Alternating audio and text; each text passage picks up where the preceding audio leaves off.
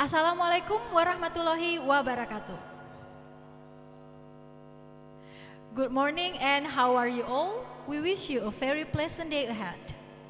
The Honorable Rector of Universitas Muhammadiyah Magelang, Vice Rectors, the Director of co-host universities, faculty members, speakers, keynote speakers, and also all participants. Thank you very much for joining us in today's event and welcome to the second Borobudur International Symposium 2020. I'm Nia Kurniati Bahtiar and I will be your Master of Ceremony for today's event.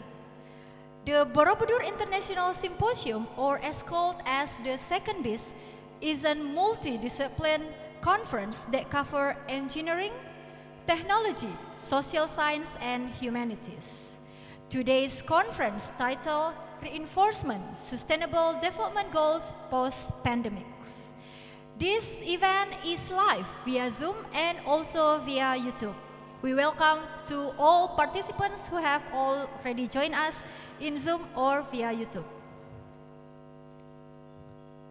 Today there will be a very busy day because we will have the opening ceremony in the morning and continuing with seminar session. We all selected and special speakers from Indonesia, Lebanon, Tanzania, Taiwan, and Thailand. And in the afternoon, there will be online Q&A forum for you to present your paper. Without further delay, let's start our conference with singing Indonesian anthem Indonesia Raya and Sang Surya. To all participants who live with us via Zoom or via on the spot, please raise.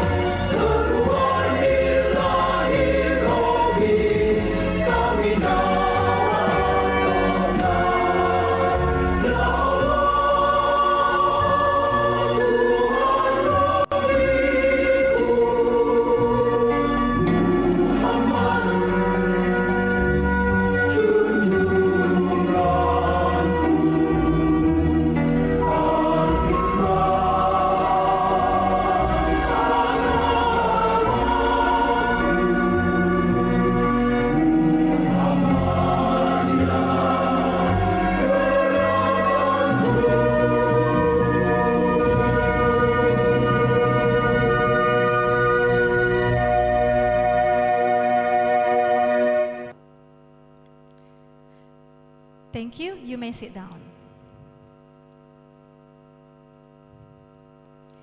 Ladies and gentlemen, jumping to the next event, which is the report of the chairman of the second BIS for Associate Professor Dr. Muji Setio. The time is yours.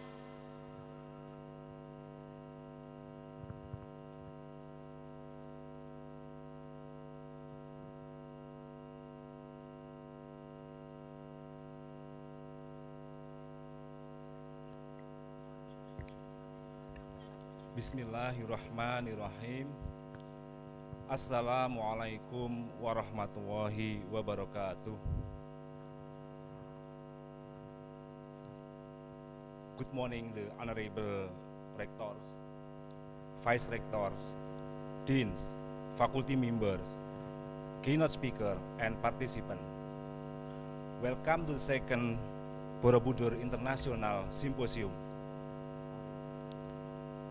Ladies and gentlemen, the COVID-19 pandemic has changed our activities like teaching, researching, and other socializing. We are confused because we haven't experienced before. However, as the Earth's smartest inhabitants, we can adapt new ways to survive the pandemic without losing enthusiasm. Therefore, even in the pandemic, we can still have scientific discussion, even virtually. Ladies and gentlemen, the main theme of this symposium is reinforcement of the Sustainable Development Goals post-COVID pandemics. As a part of the master plan of UN for Sustainable Development Goal in 2030. Let me inform that this symposium is attended by 348 participants and presenters from Indonesia, Malaysia, UK, Scotland, Thailand, Taiwan, Tanzania, and also Timor-Leste.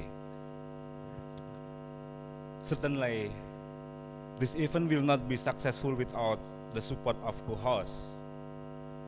On behalf of the committee, I thank the co-hosts. First, Universitas Muhammadiyah Purworejo. Please wave the participant, Dr. Siska Desi Fatmarianti. Next, Universitas Muhammadiyah Ponorogo, Dr. Bambang Hermanto. Thank you, Dr. Bambang.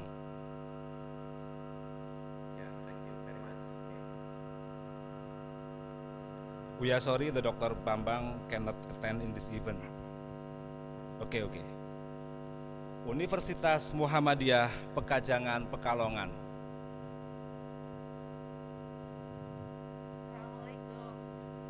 Universitas Muhammadiyah Maluku Utara. Profesor Saiful Deni. We are sorry the Professor Saiful Deni cannot attend in this event. Next, Universitas Muhammadiyah Lampung.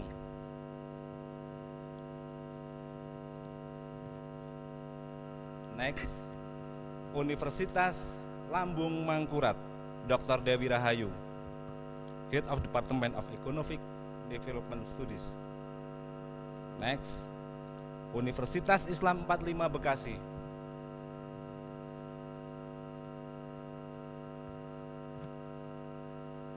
Universitas Bayangkara Jakarta Raya.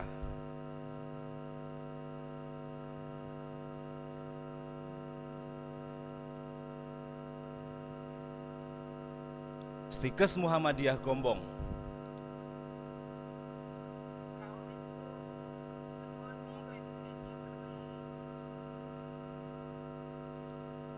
Sekolah Tinggi Ilmu Ekonomi YPPI Rembang from Central Java.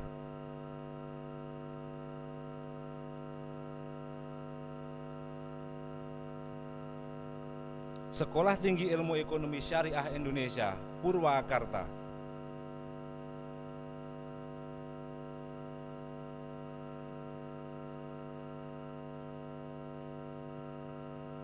Politeknik Peksi Ganesha Bandung.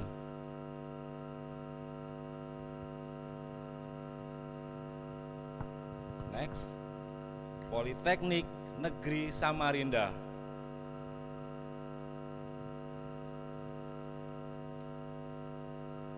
Thank you.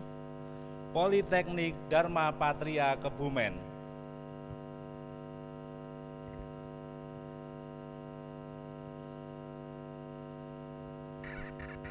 Next, Politeknik Energi dan Mineral Akamigas Blora. Institut Agama Islam Negeri Purwokerto.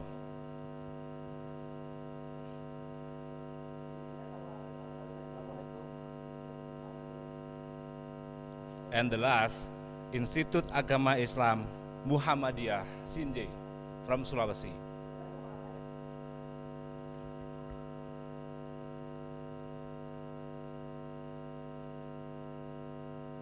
Okay, thank you, completed.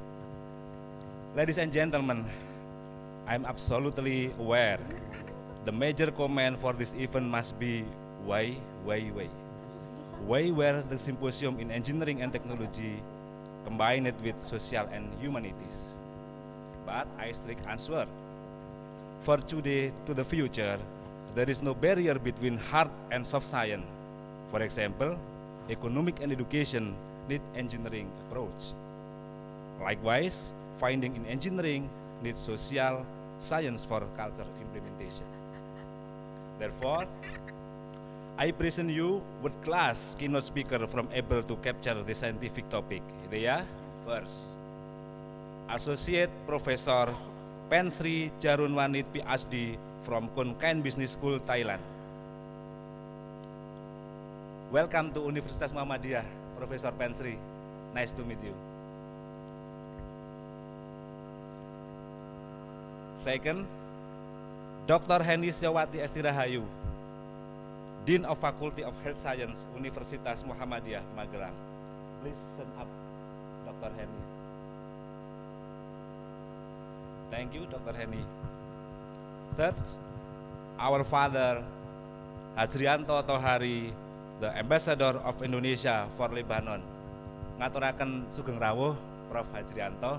Salam dari kami, dari Magelang untuk panjenengan. Matur nuwun.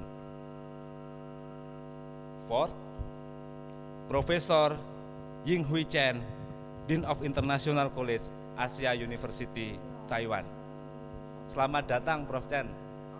Kami mengerti Prof. Chen bisa berbahasa Indonesia karena banyak mahasiswa Indonesia yang sekolah di tempatnya Prof. Chen. Selamat pagi, Prof. Chen. Senang sekali bertemu Anda pagi ini. Baik, kita lanjut nanti, Prof. Chen. And finally, my close friend, Associate Professor Dr. Engineering Thomas Kivevele from Nelson Mandela African Institute of Science and Technology, Tanzania. Please give them big round applause.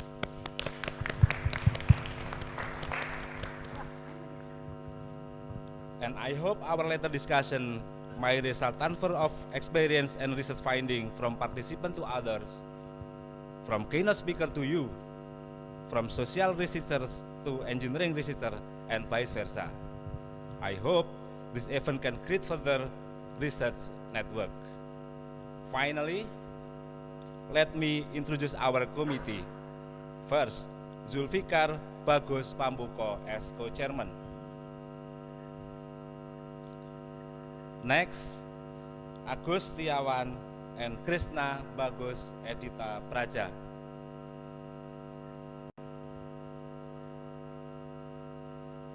And then our most beautiful ladies, Feni Suraya Dewi and Fitriana Yuliastuti as organizing members. Please wave the participant. Thank you. Lastly, have a nice discussion and I love you all. Thank you very much. Wassalamualaikum warahmatullahi wabarakatuh.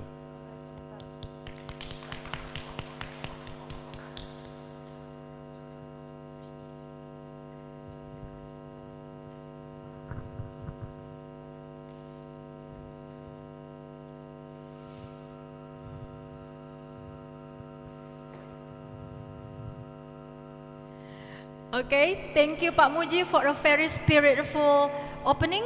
And then, the one who will open officially the second beast and will deliver the opening speech to our rector, the rector of Universitas Muhammadiyah Magelang, Associate Professor Dr. Suliswiyadi. The time is yours, sir.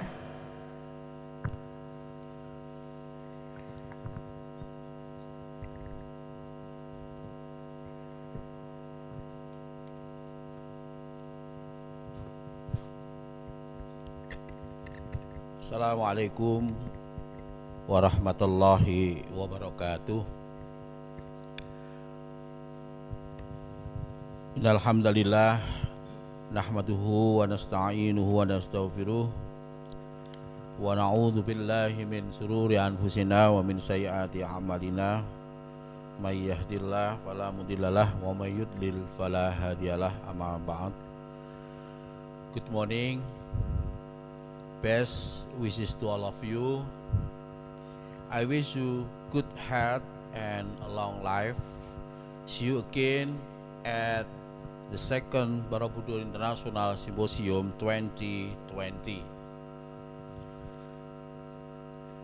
The Honorable Pak Hajrianto yaitu Hari MA, the Indonesian Embassy in Beirut, Lebanon, especially Pak Hajrianto. He apologized for the mistake in recording the video that could not be sent.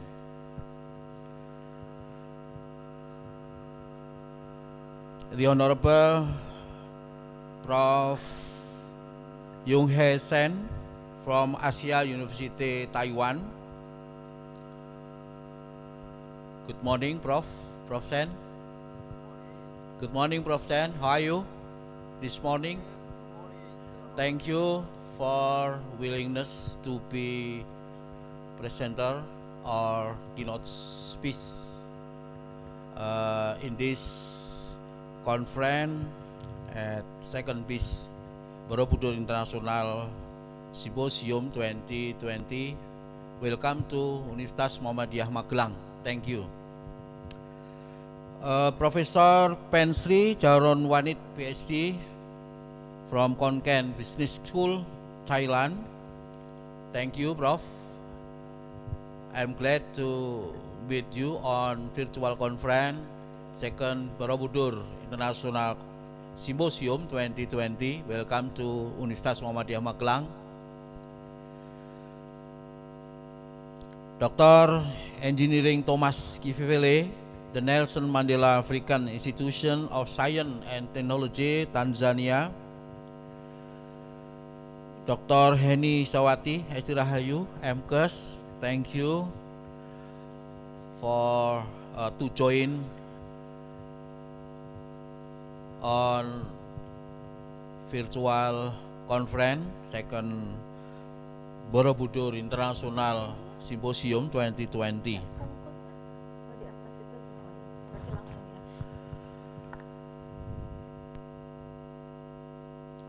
Vice Rectors of Muhammadiyah University of Magelang, Universitas Muhammadiyah Magelang, Deans of Universitas Muhammadiyah Magelang, Chairman of the Steering Committee of the second Borobudur International Symposium, hosts and co-hosts, and all participants. Ladies and gentlemen, thanks to Allah, this morning we will meet again for an online discussion at the second Borobudur International Symposium on the topic reinforcement of the Sustainable Development Goals post-pandemic. The second Borobudur International Symposium conference, which was held today, coincided with November 18, 2020, when the Muhammadiyah organization was celebrating its 108th anniversary. Therefore, on behalf of the Muhammadiyah University of Magelang, we congratulate the 108th anniversary, strengthening the religious movement against pandemic and domestic problem, meneguhkan gerakan keagamaan hadapi pandemi dan masalah negeri. Ladies and gentlemen, the topic of this symposium, Second Borobudur International Symposium 2020, is very interesting because it discusses reinforcement of the Sustainable Development Goals post-pandemic. The SDGs are a roadmap for humanity. The scope of the SDGs cover almost every aspect of human well-being as well as effort to ensure the health of the planet. The SDGs are intended to benefit all and reach the most disadvantaged first. Thus, universal goals such as SDGs 3, good health and well-being, SDGs 4, quality education, SDG 6, clean water and sanitation, and SDGs 7, affordable and clean energy, need to be realized progressively in the country level to improve service delivery. These plans are not currently sufficient to serve the needs of everyone, especially the poorest. The COVID-19, such as the COVID-19 pandemic, has exacerbated gaps in the public health system to provide primary services in high-income countries such as the United States, as well as in low and middle-income countries such as Indonesia. Systems strengthening approach in the health sector, such as increasing staff capacity of facilitate prevention, response, and early warning, and to manage health risks, together with improved coordination of actors at various levels of the health system, will assist with the recovery of COVID-19 and ensure progressive universalism. Interconnected SDGs, Sustainable Development Goals, economic building the biosphere and society, the foundation for achieving economic goals or goals directly related to the industry, innovation, infrastructure, reducing inequality, responsible consumption and protection, decent work, and economic growth. Society, the aim is to address social issues, deep concern about poverty eradication, promotion of social justice, peace and healthy life, social development relies on the protected biosphere. Besides, the goals are goal on clean energy, no poverty, no hunger, peace and justice, sustainable cities, education, gender equality, healthy life are the foundation for achieving economic goals. Biosphere. Protection of the biosphere is an essential precondition for social justice and economic development. If we don't achieve the goals or objectives related to clean water and sanitation, life on land, and climate action, then the world will fail to achieve other goals or objectives. Ladies and gentlemen, therefore, UNIMMA, Universitas Muhammadiyah Magelang, appreciates this symposium by presenting a discussion about reinforcement of the Sustainable Development Goal post-pandemic. Furthermore, I hope that this discussion at the second Borobudur International Symposium 2020 conference will produce a more meaningful study than other studies with the same theme. By reading Bismillahirrahmanirrahim, I declare that this discussion was open. Thank you, Pak Rektor, for the delighted opening. Please stay on the stage. Pak Rektor will officially open the second piece, and also will give a symbolic present to the speakers.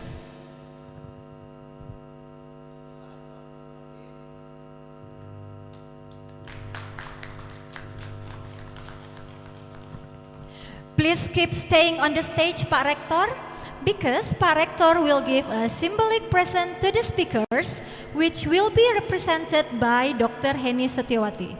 For Ibu Henny and Pak Rektor.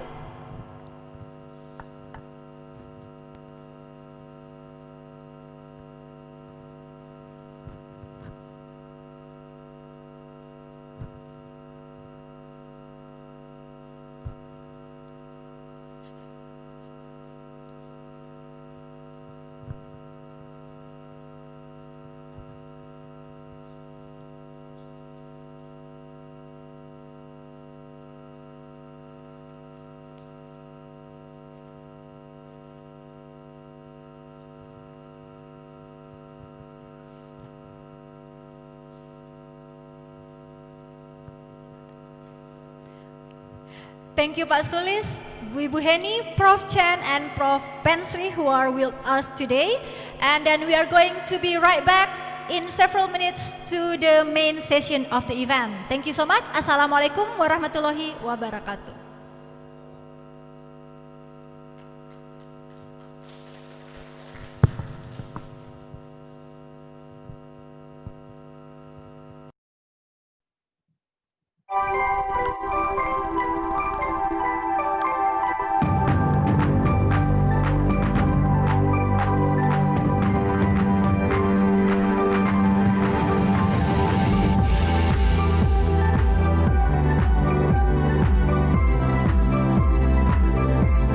Welcome to UNIMMA. With philosophical values, spirit, and a new way of thinking, UNIMMA stepped in by continuing to develop science and technology, build network, foster a sense of love, and improve the service quality of the four pillars of higher education.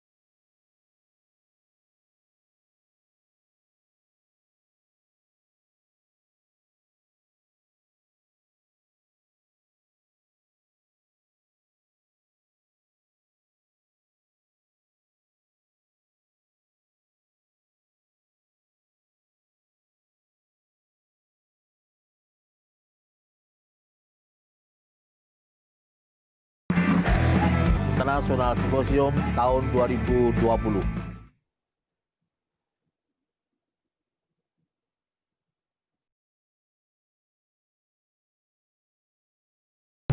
Mari bergabung di Second Borobudur International Symposium tahun 2020.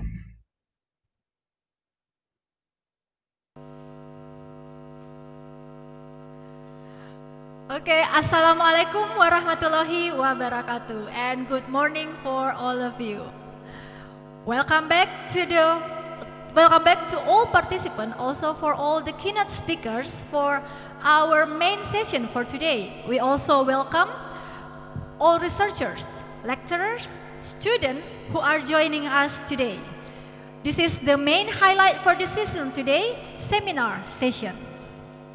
As mentioned before, we have 5 speakers who joined us today for different countries from Indonesia, Thailand, Taiwan, Lebanon, and Tanzania. The first speaker is our beautiful associate, Professor Pensri Jaranwanet from Kanken Business School, but before that, I'm going to read the CV of Professor Pensri. Professor Pensri Jaranwanet, PhD, Associate Professor, Program of Marketing, Faculty of Business Administration and Accountancy, Kanken University, Thailand. Academic background, PhD in Marketing in Thammasat University, Thailand, MBA in National Institute of Development Administration, Thailand, and BS in Kasetrat University.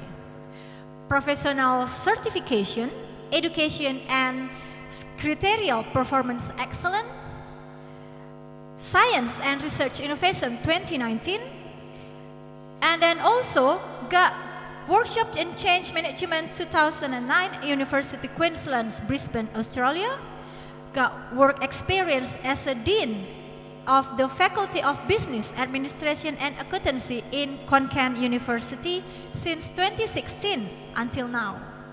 Before that, Professor Pensri also Director of Social and Business Incubation, Academic Council Committee, and Director of Social Business Incubation Center.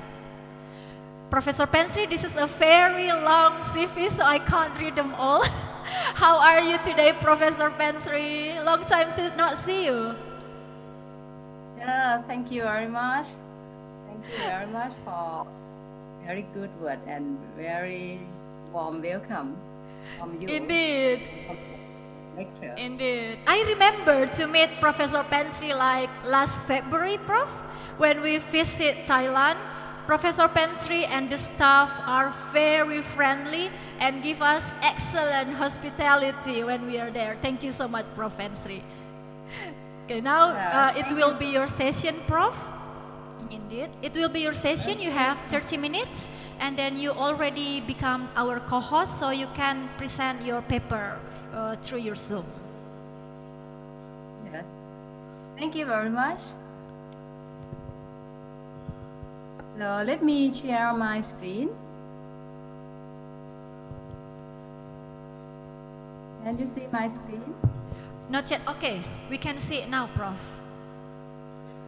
Okay. Hey, good morning, everyone. Good morning, Prof. Keynote speaker, other countries. A very good time for me to join this conference. And actually, I would like to come to Indonesia. I've been there many times, and it's very impressive trips. Every time I've been there, very happy. So, unlucky for this year, I have no opportunity to visit my close friends around Indonesia, especially University of Muhammadiyah, all Muhammadiyah universities. I have so many good friends, many close friends there. So let me talk about Thailand. Maybe you would like to know about Thailand when we are facing the new normal, what happened to us, what we have changed to meet with our objectives, especially, I mean, the educational objectives. So my title for presentation today is SDGs under a new normal, challenges and response to Thailand national education. Kanken University is the biggest university in the northeast part of Thailand. Right now we are 50 years old. 57 years old. We can say that we are one of the oldest university in Thailand, especially in the regional part of Thailand.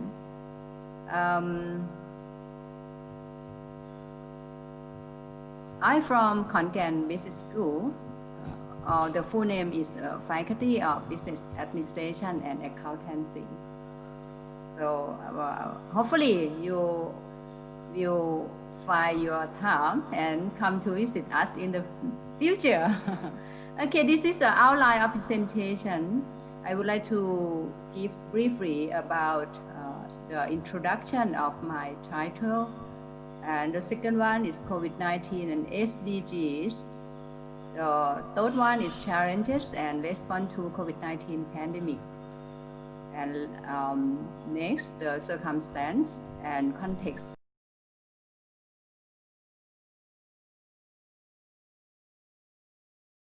Thailand National Education Plan.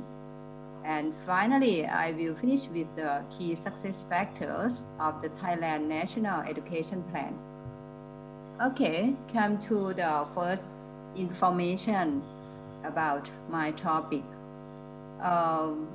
As we know, this is the beginning of the decade of concrete action to achieve targets set out in the United Nations Sustainable Development, shortly SDGs, by 2030. And SDG encompasses almost every aspect of human and planetary well-being, and if met, will provide a stable and prosperous life for every person and ensure the health of the planet. However, this ambitious target now face a significant setback due to the impact of COVID-19 pandemic around the world, as we know. So this year, 2020, has witnessed an unprecedented COVID-19 crisis, where many human lives have been lost. We also witnessed the tremendous magnitude and speed of collapse in economic activity, something unseen in our lifetime. This is certainly not good for achieving the SDG. We set out 2030, but it's difficult to achieve that goal. The world was already falling behind in effort to achieve them.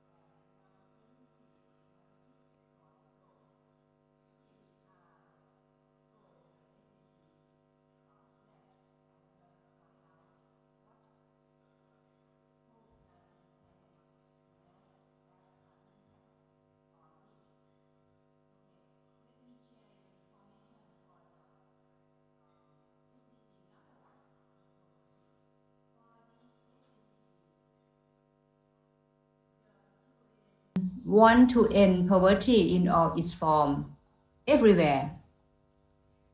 The number of the people living in the extreme poverty has dropped by more than half, from 1.9 billion in 1990 to 836 million in 2015, too many are still struggling for the most basic human needs. So SDGs are bold commitment to finish what we started and end poverty in form and dimensions by 2030. This is our goal to end poverty all forms by 2030.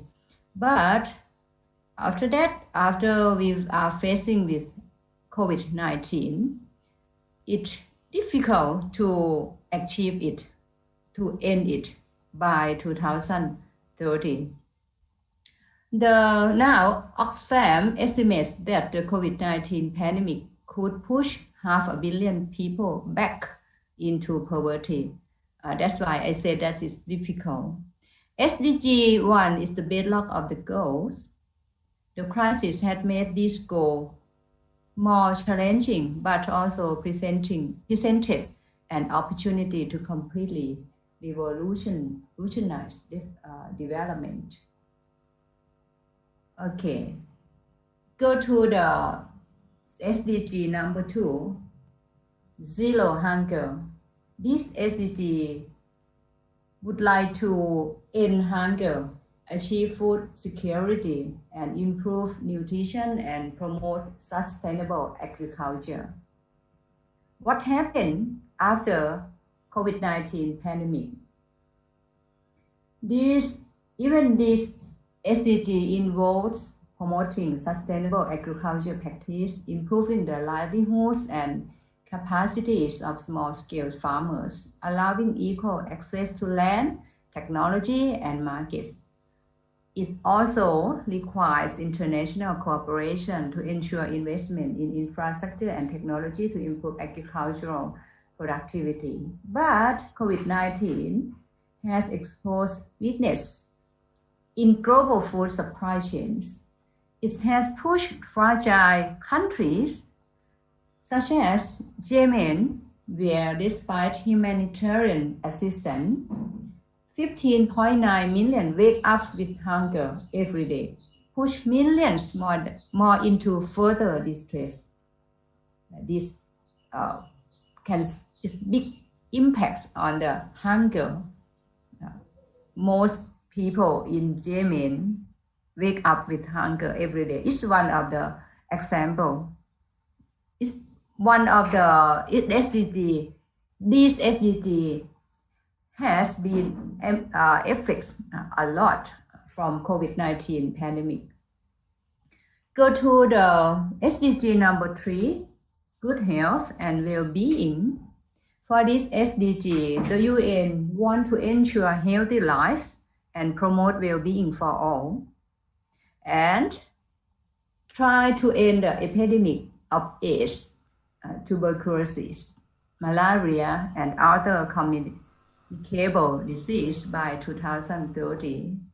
The aim is to achieve universal health coverage and provide access to safe and effective medicines and vaccines for all. But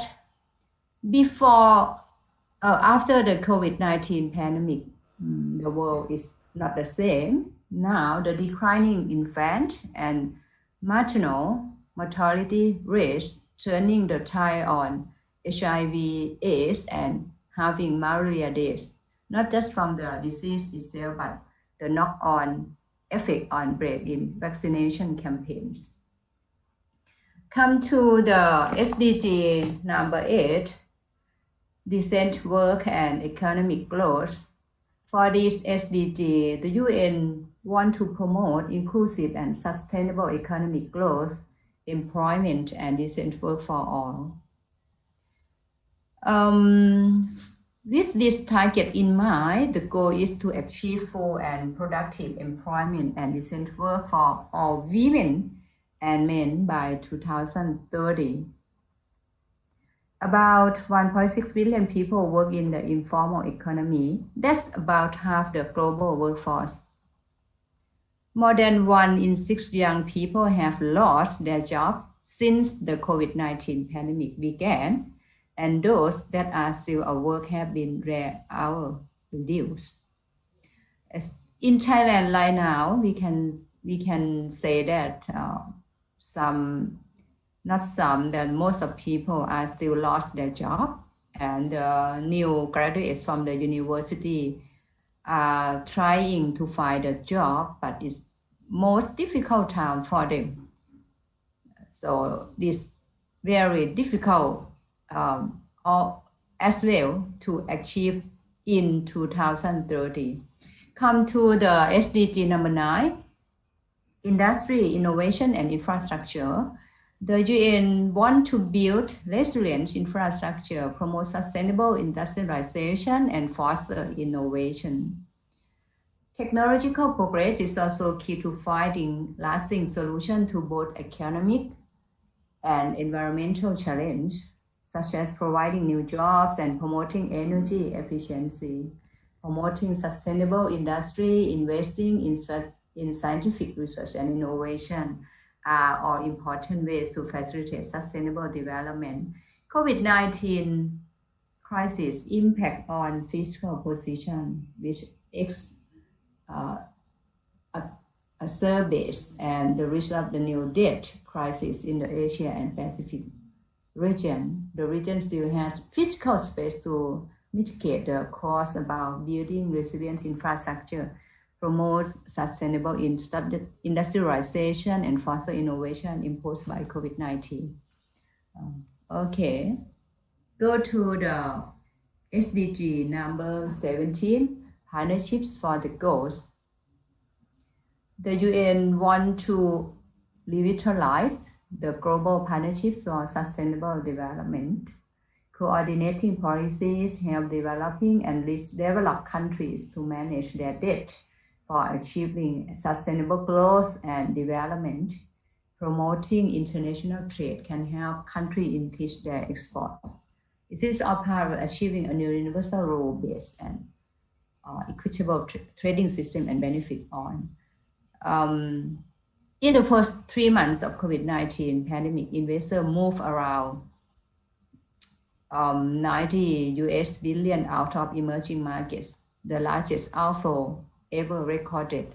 This is a difficult time for all, and it's bad time for investors. They move around their money, their investment to other country to find a good place, the best place for them. Global growth is projected by the International Monetary Fund to fall to -3% this year, making it the worst recession since the Great Depression and much worse than during the 2008-2009 financial crisis.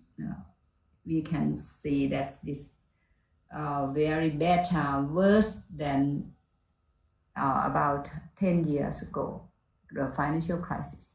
So when we see the impacts of the COVID-19 pandemic to the SDG, some of SDGs that I mentioned, what the challenge and the response to COVID-19 pandemic. I can share you just some aspect of the challenge and response. For the first one, I share you about the finance. The countries need a coordinated stimulus package, which includes increasing concessional finance.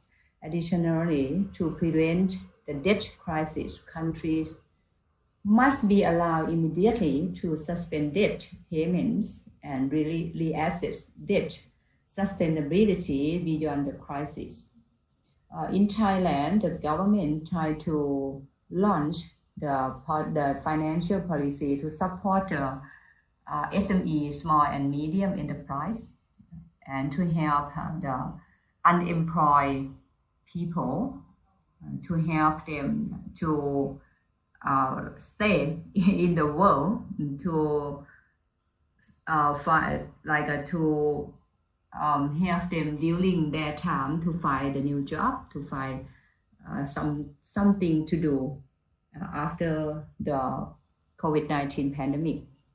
This pooling mechanism also need to be considered by establishing a regional response fund for exploring the possibility of multi-country social bond in financial the SDG post-pandemic. This is like the suggestion, but it might be considered it fits for the country or not. Have to do like the search for information to make decision for the financial measure to help and to support the country. The second one I would like to share from you for the challenge and response to COVID pandemic is investment. The governments and the monetary authorities must continue to stabilize financial markets by continuing to inject much needed liquidity. Furthermore, governments must work with private financial institutions to roll over debt to SME and individual. I mentioned already about the SME, especially in Thailand. We have so many, most of the entrepreneurs, most of the business in Thailand are SMEs. So the governments must help them try to support them to manage their debt, to manage their business, to continue their business.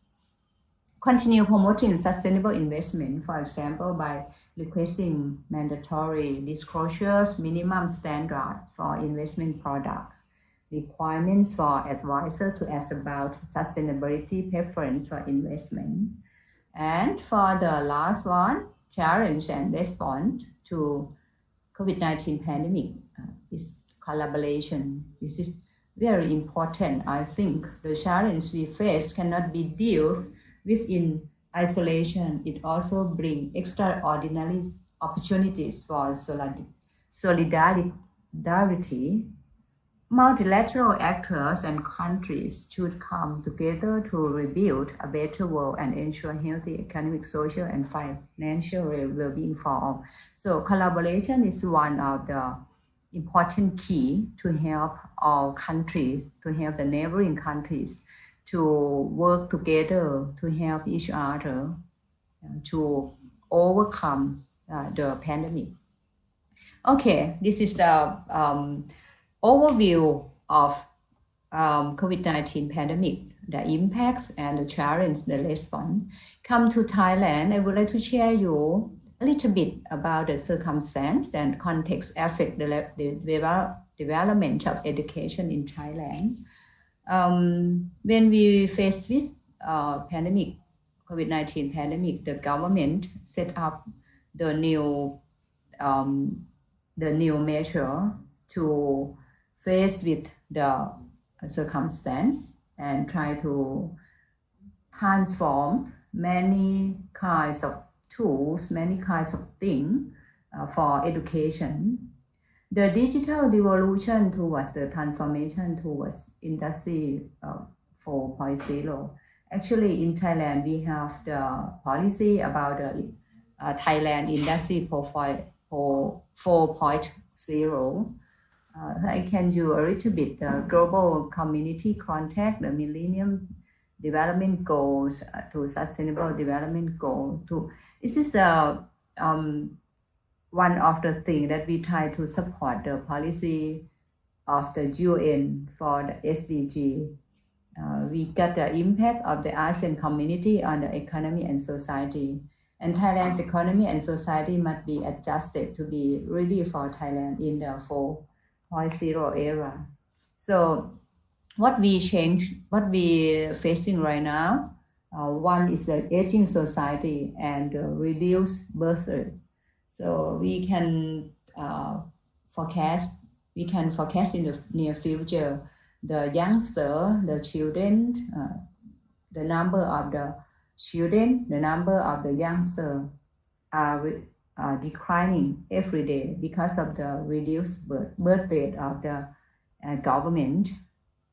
The population in the 21st century in Thailand, we launched the policy about the 3 R's: reading, writing, arithmetic, and 8 C's: critical thinking and problem solving, creativity, innovation, collaborations, teamwork, leadership, cross-cultural understanding, communications, information, media literacy, computing, media literacy, and careers and learning, self-reliance and change. These are the skills for the population in the 21st century. The changing circumstance of the world, the nature and the environment, the public health and COVID-19 pandemic, the conflict and the social violence, the technology and life, these are circumstance and context affect the development of education in Thailand. So from the circumstance and the context that affected Thailand in education aspect, Thailand set up the Thailand National Education Plan. You can see from the picture, this is the conceptual framework of Thailand National Education Plan to face with the pandemic and to transform our education in Thailand. The vision is all Thai people receive quality education and learning throughout their lives, living happily, consistent with the philosophy of sufficiency economy and changes of the world in the 21st century. There are 6 strategies to achieve the goals and the output, and we hope that when we achieve the goals and the output, we can get the good outcome from the National Education Plan. What are the 6 strategies? I can share you. The first one, educational management for the security of society and the nation. The second one, the second strategy is production and development of manpower, research and innovation to build the competitiveness of the country. The third one, developing the potential of people of all ages and building a learning society. The fourth one, creation of quality and equality in education. And the fifth strategy is to promote quality of life and friendly environment. And the last one, the last strategy is improving the efficiency of the educational management system. These are the key strategies for Thailand education plan, and we have the goals to achieve. The first one, access to educational opportunity. We open the opportunity for all people, all level peoples, all ages people to access to education. The second one, the second goal is education equality. The third one is education quality. Not quality, but also not only quality, but also equality. Everyone will get the same opportunity to access to the education in Thailand. And the fourth goal is quality of life.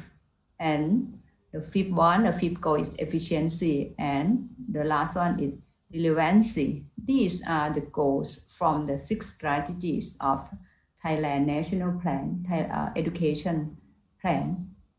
And what we expect for the outcome from the Thailand National Education Plan, we expect that Thailand will transcend middle income trap. We are struggling to leave Thailand, to leave income trap many years. So for this policy, for this plan, we hope that Thailand will succeed to transcend middle income trap. And the second outcome is a society of learning and virtual, aiming for sustainable development. And Thai children, we hope that Thai children in the near future will have 3 R's and 8 C's. You can see from here what 3 are reading. They can read completely, reading, writing, arithmetic, and 8 C's that I already mentioned. This is our outcome, expected outcome in the near future. Even we are facing with the COVID-19 pandemic, but we keep trying to get this outcome. I'll show you the principle, the concept of the Thai National Education Plan from 2020 to 2036. The principle is SDG. We can try to follow the SDG strategy, and we try to follow the world in 21st century skill for the students, and the philosophy of sufficiency economy of the King of the Thailand, King number 9 of Thailand. He initiated the philosophy of sufficiency economy, and right now we still use this philosophy for all policies of Thailand, especially the economic policy. We still use the philosophy of sufficiency economy.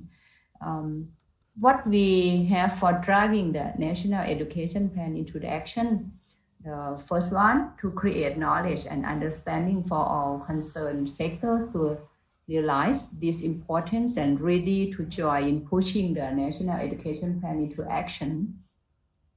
The second one, create a connection on National Education Plan 2020 to 2036.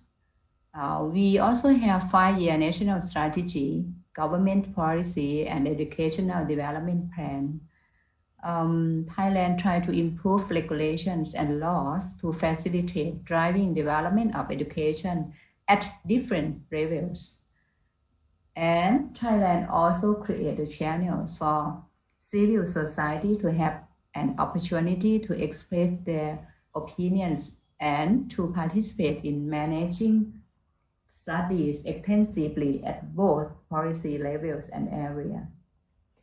Okay, I come to the final section of my presentation.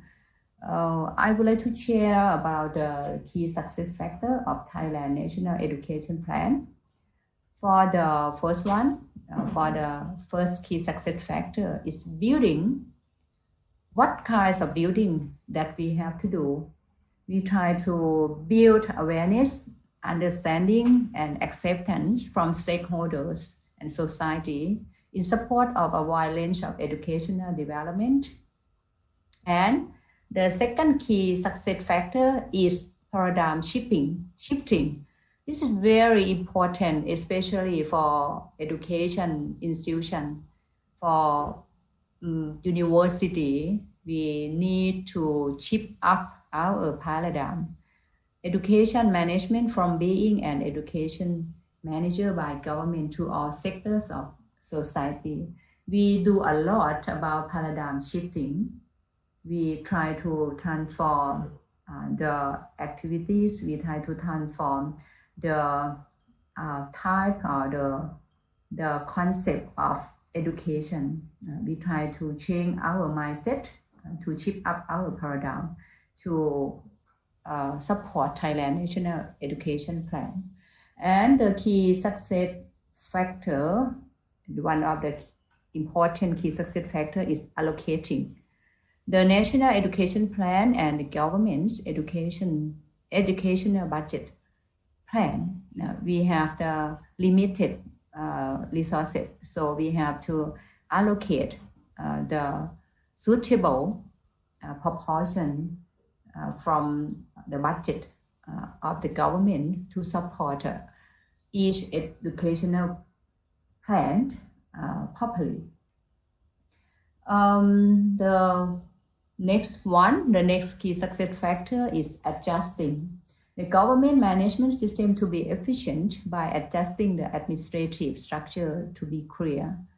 And the next one, the key success factor is establishing a data and information system that integrates and links with the internal and external quality assurance system through the information technology system.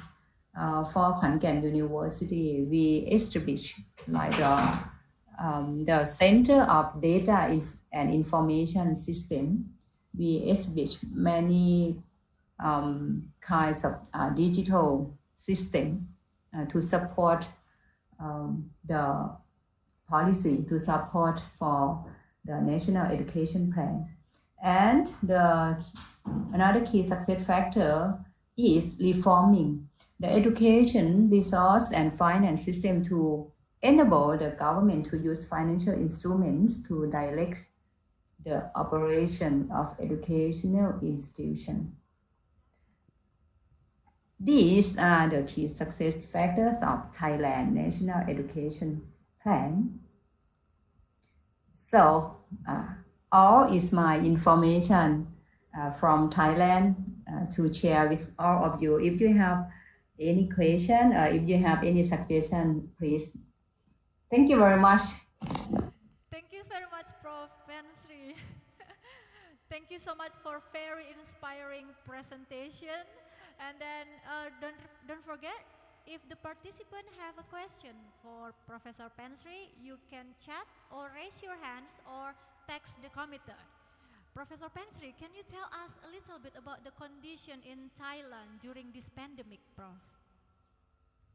I could not hear clearly. Okay, so sorry, I will repeat. Can you tell us a little bit about Thailand condition during this pandemic? Thailand condition. Indeed, during this pandemic, how is the people cope with the pandemic? What is the current condition in Thailand during the pandemic? Is it all okay, or how about the? Oh, okay. Thank you very much. Thank you very much. I could not hear you clearly, but I can catch up. Thailand right now is quite good. We have no affected patient in Thailand, and some people right now when anymore because I think because we try to we try to support the government policy. We try to follow the regulation. So the condition right now in Thailand is better than 3 months ago, especially for the investment, for the tourism, and for the business. They are try to the same, not still the same. We have some parts of Thailand, some provinces in Thailand, especially the tourist destination parts of Thailand, southern Thailand, northern Thailand, and also Bangkok, the capital city of Thailand. We have very small tourism, small tourists come to visit, and it made the economic situation not so good. So we are trying to help each other. The government try to set up the policy to support the business, to support the economy of Thailand.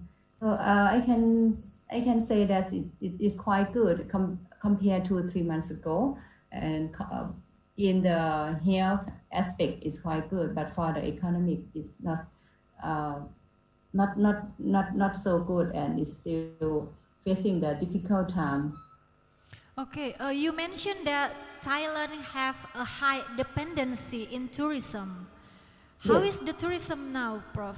Is Thailand still close the gate into from the foreign tourists, or how is it now? The real condition for the Thailand still closed the border.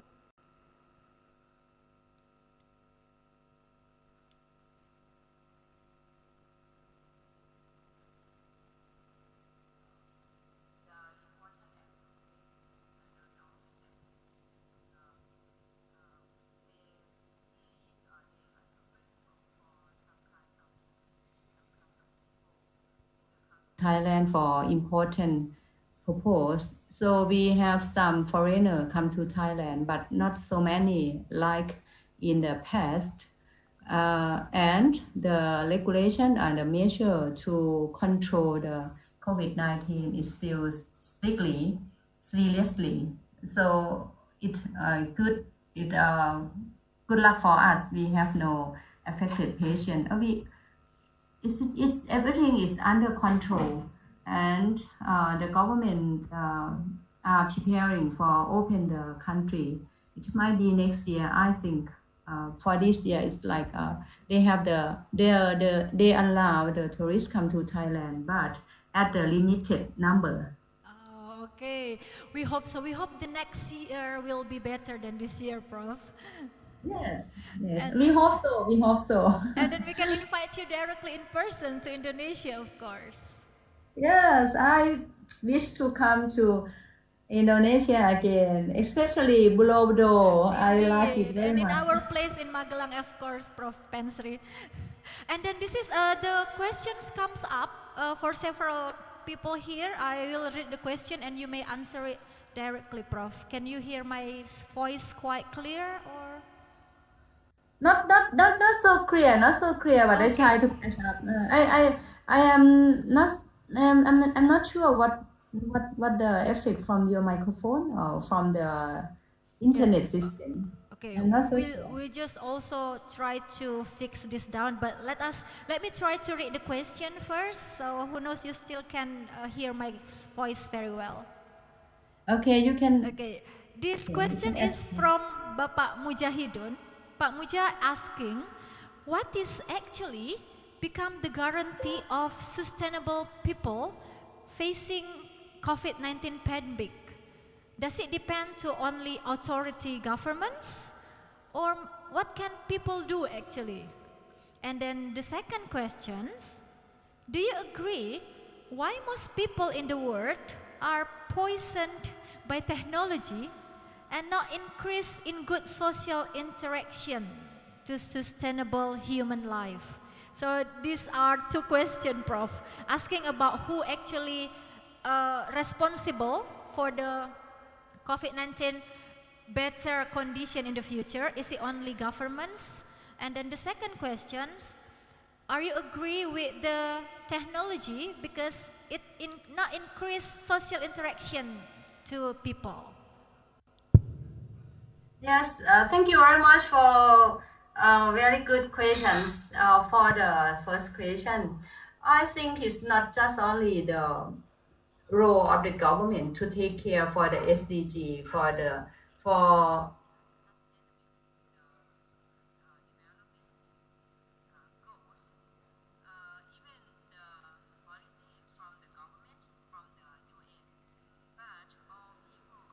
of people have to know and have to share, have to contribute to help to support the policy, the SDG. You can see from my information about no poverty, no hunger. This is very good goal, very sustainable goals. Everyone should have food, everyone should have work, everyone should have good life, everyone should have the good quality of living, good quality of well-being quality. So not only the government, but I think all kinds of section of all kind of sector, especially education sector like us, we teach the student, we try to help the children, the young people to get the job, to have the good life in the future. So we have to learn about the SDG, we have to study, and we have to find a way to help each other, support for the SDG.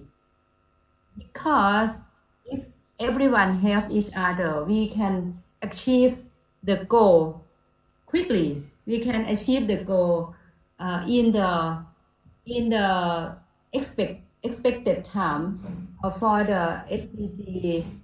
For example, the no poverty, the zero hunger. We set out that we will achieve in 2030. It means 10 years from now. But if everyone help each other, all levels people help each other, I can say that we might achieve the goal before 2030. This is my opinion, I think. And for myself, I try to help, I try to work, and I try to contribute anything I can do, because I think it's our duty to help each other, to help the world, to help the human. This is for the first question. Indeed, yes. Okay. Jumping to the Even the next student, question, Prof. they can, even the student, they can do, they can help, they can learn a lot about the SDG, and they can ask themselves that what we can do for supporting the goal, for supporting the policy. If you can do yourself, please do. I think it's good thing to do. Indeed, thank you so much, Prof. How about the technology? How do you think? Is it actually prevent us to build social interaction to people, or it's on contrary? That is the Yes, second yes. question. Yes, I agree. I agree that right now the technology is the most important one for all kinds of activity for our living. When we face with the COVID-19 pandemic, I am the dean of the school, the faculty, for 4 years. And when we faced with the COVID-19, before that, before COVID-19, I asked my colleagues, I asked the lecturers, the professor, to use the technology for teaching, to use the technology for improving their teaching quality. We can use it, we can learn to improve ourselves from using technology. But everyone don't want everyone doesn't want to do at that time, doesn't use technology so much before COVID-19 pandemic. But when we face with COVID-19 pandemic, everyone learn to use the technology, and we can learn short by very short time, one or 2 months. Everyone can use like many kinds of new platforms, Zoom, Google Meet, Microsoft Teams, many kinds of new platforms to teach the students.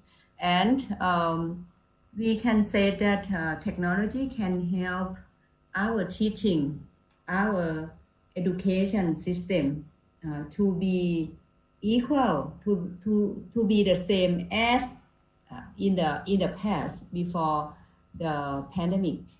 So right now I can say that the people have to, I can say that man and machine have to work together. Man, machine, and technology have to work together. If we can, man can work with machine, can work with technology, the efficiency will be higher, much higher than man only or man and machine only. If we put man, machine, and technology, we can make the higher efficiency. We can work very easily. We can work much more than the past time. And you can see from like a social media. Right now, we can have friends around the world. We can have the good connection. We can see the world by technology, by social media. So it's good time for the students to use technology, to use the internet, to use the social media, to lift up their efficiency, to help their capabilities to face with the new world. So I agree. I totally agree. Okay, thank you so much, Prof. Pansri. Actually, we still have two questions here, Prof, but I'm so sorry because our time is running out. So for the presenters who asked the question, we are so sorry we can't ask Professor Pensri directly, but is it okay to maybe email you, Prof, if they want to ask questions? Yes, yes, my pleasure. I warm welcome for all kinds of questions. You can ask me via email or via WhatsApp. I can be accessed very easily. You can Okay. ask from there. And welcome to Kanken University. Thank you so much. Yeah, in case you would like to be exchanged, both staff exchange and student exchange, you are welcome. You are totally welcome to Kanken University. For this time, we have Indonesian students who come to Kanken University themselves, or some students from Muhammadiyah Yogyakarta. They are exchange students, but they study online. They are studying from Indonesia, but they come to our class, every class very easily. So they plan to come to Kanken University when our country open for the foreign. Okay, thank you, Prof. Pensri. Actually, Prof. Pensri, the students from Universitas Muhammadiyah Magelang also will start the virtual exchange students this December. And then maybe for all the co-hosts, director of the co-host, if you want to have exchange students with KKBS, I think it's still open, isn't it, Prof?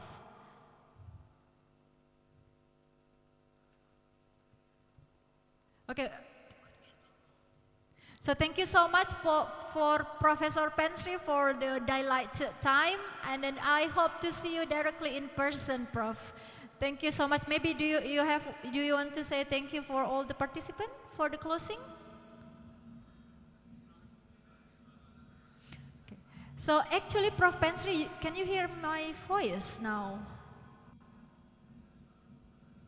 Prof. Pensri, can you hear my voice?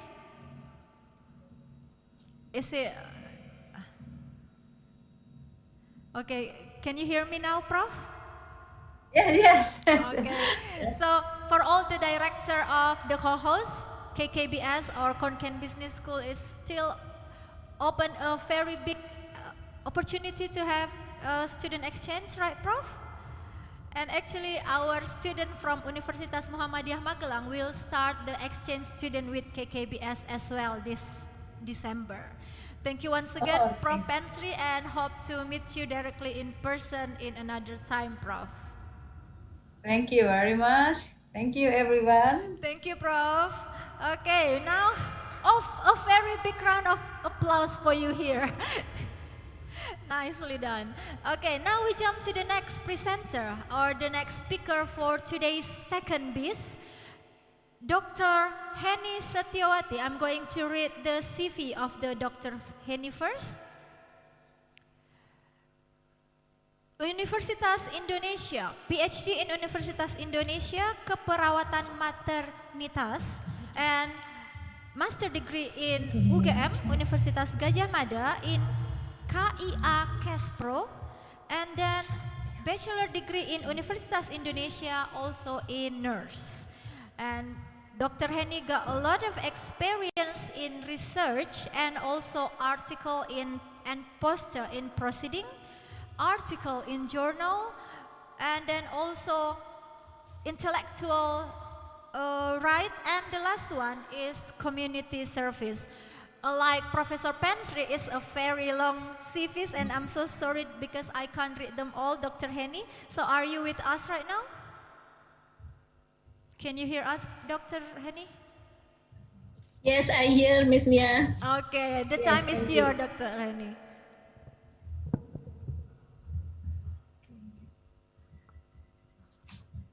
Bismillahirrahmanirrahim. Assalamualaikum warahmatullahi wabarakatuh. Waalaikumsalam warahmatullahi wabarakatuh. Okay, good morning, ladies and gentlemen.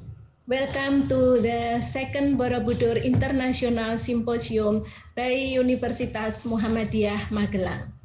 Firstly, I would like to say thank you to the committee for giving me the opportunity to present the paper at the second Borobudur International Symposium.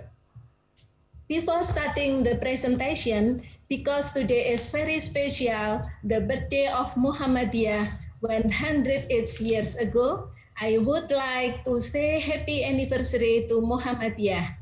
Hopefully it will be more progressive and enlightening. Okay, ladies and gentlemen, I will present a topic about new technology on health and nursing science. In the last decade, the world of health has undergone considerable change or disruption. The development of technology and the health sector will make it easier for patients to get health services. In the past, it was patients who had to get closer to healthcare providers. But today, the healthcare provider who getting closer to the patient. A patient can consult a doctor only through an online health application on a smartphone, likewise with ordering medicines, laboratory tests, and home care.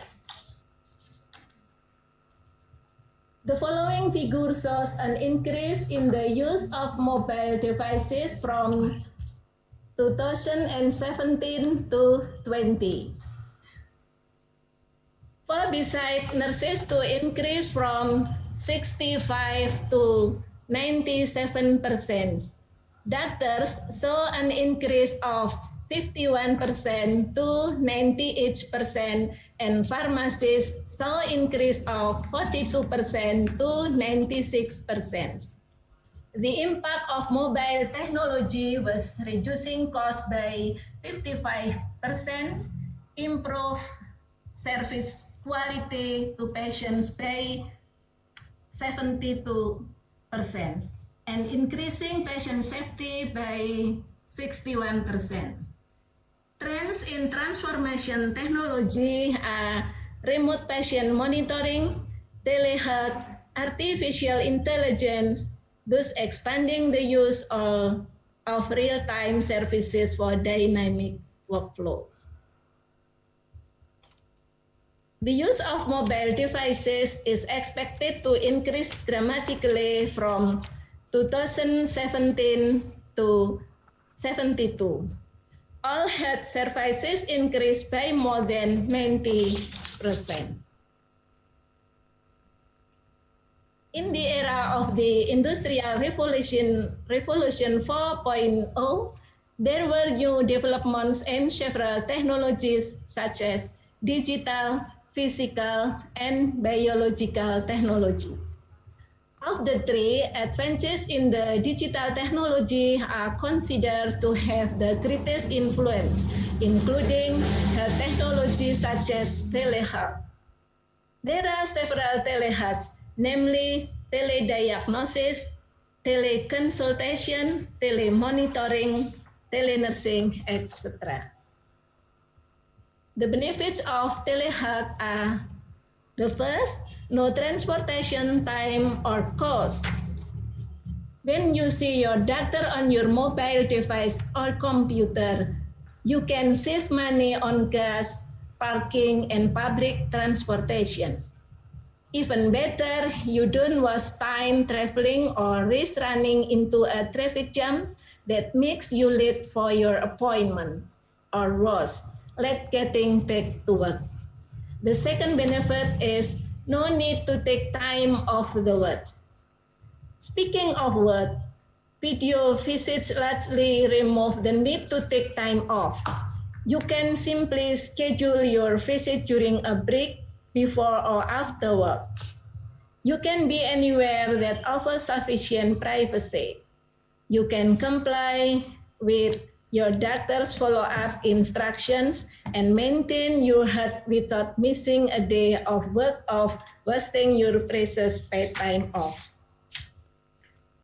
The third benefit is eliminate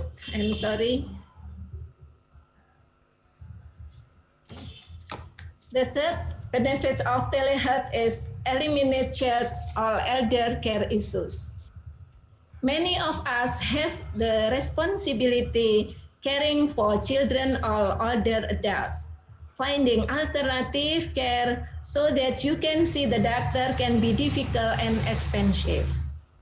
Bringing them along can be stressful or impractical. Fortunately, telemedicine solves this challenge by allowing you to see your doctor while upholding your family responsibilities.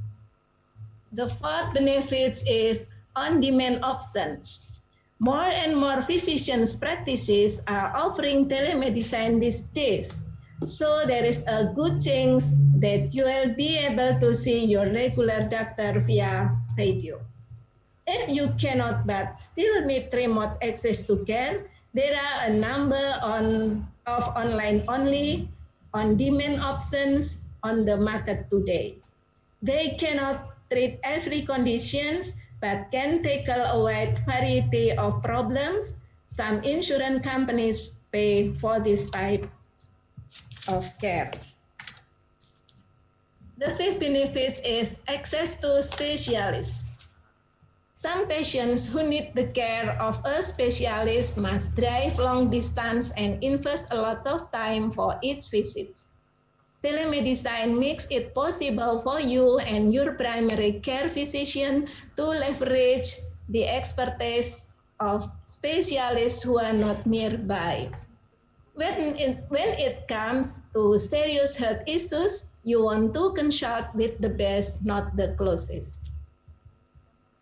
The sixth benefit is less chance of catching a new illness. You can be sure to find a lot of sick people at the doctor's office. While everyone does their best to prevent one patient from catching some time from another, it is always possible, especially in crowded waiting rooms. By staying home, you get the care you need while avoiding the risk of exposure and the chance that you will pass your illness on to someone else, especially in the era of the COVID pandemic like today. And then the seventh benefit is less time in the waiting room. If you choose a video visit via telemedicine technology, you will eliminate all that time spent looking at old medicine in a doctor's office. Even if you don't use telemedicine, choosing a practice that offers it will reduce your wait time by letting other patients be seen from home. And the last benefit is better health. When you are able to see your doctor as often as you need to, without the challenges of getting into the office, you can practice better management of your medication, lifestyle, and any chronic condition you may have. Ladies and gentlemen, here I will present some new technologies in the field of health and nursing science. The first is robot and artificial intelligence. Artificial intelligence applications can improve diagnostic accuracy, make life easier for people with various diseases, and accelerate the production of new drugs. Doctors easily assess the impact of drug on the human body, understand how the unique features of the patient's genetic structures affect the cause of the disease and what affect the new drugs. Until today, the number of COVID patients in Indonesia is almost 500,000 people. During this pandemic, health workers are vulnerable to infection. So there was already a third eye robot has six functions, namely telemedicine, security surveillance, food and drug transporter, UVC, body temperature measurement, and disinfectant spray. Third, it can be used to carry food from one place to a visitor's room. This robot can also be used to remove bacteria and virus in the room. The next is fan finding tool. Nurses often have difficulty placing the infusion because the vein is not visible, so they have to insert a needle several times. But with this tool, it is easier for the nurse to insert the infusion because the vein is clearly shown.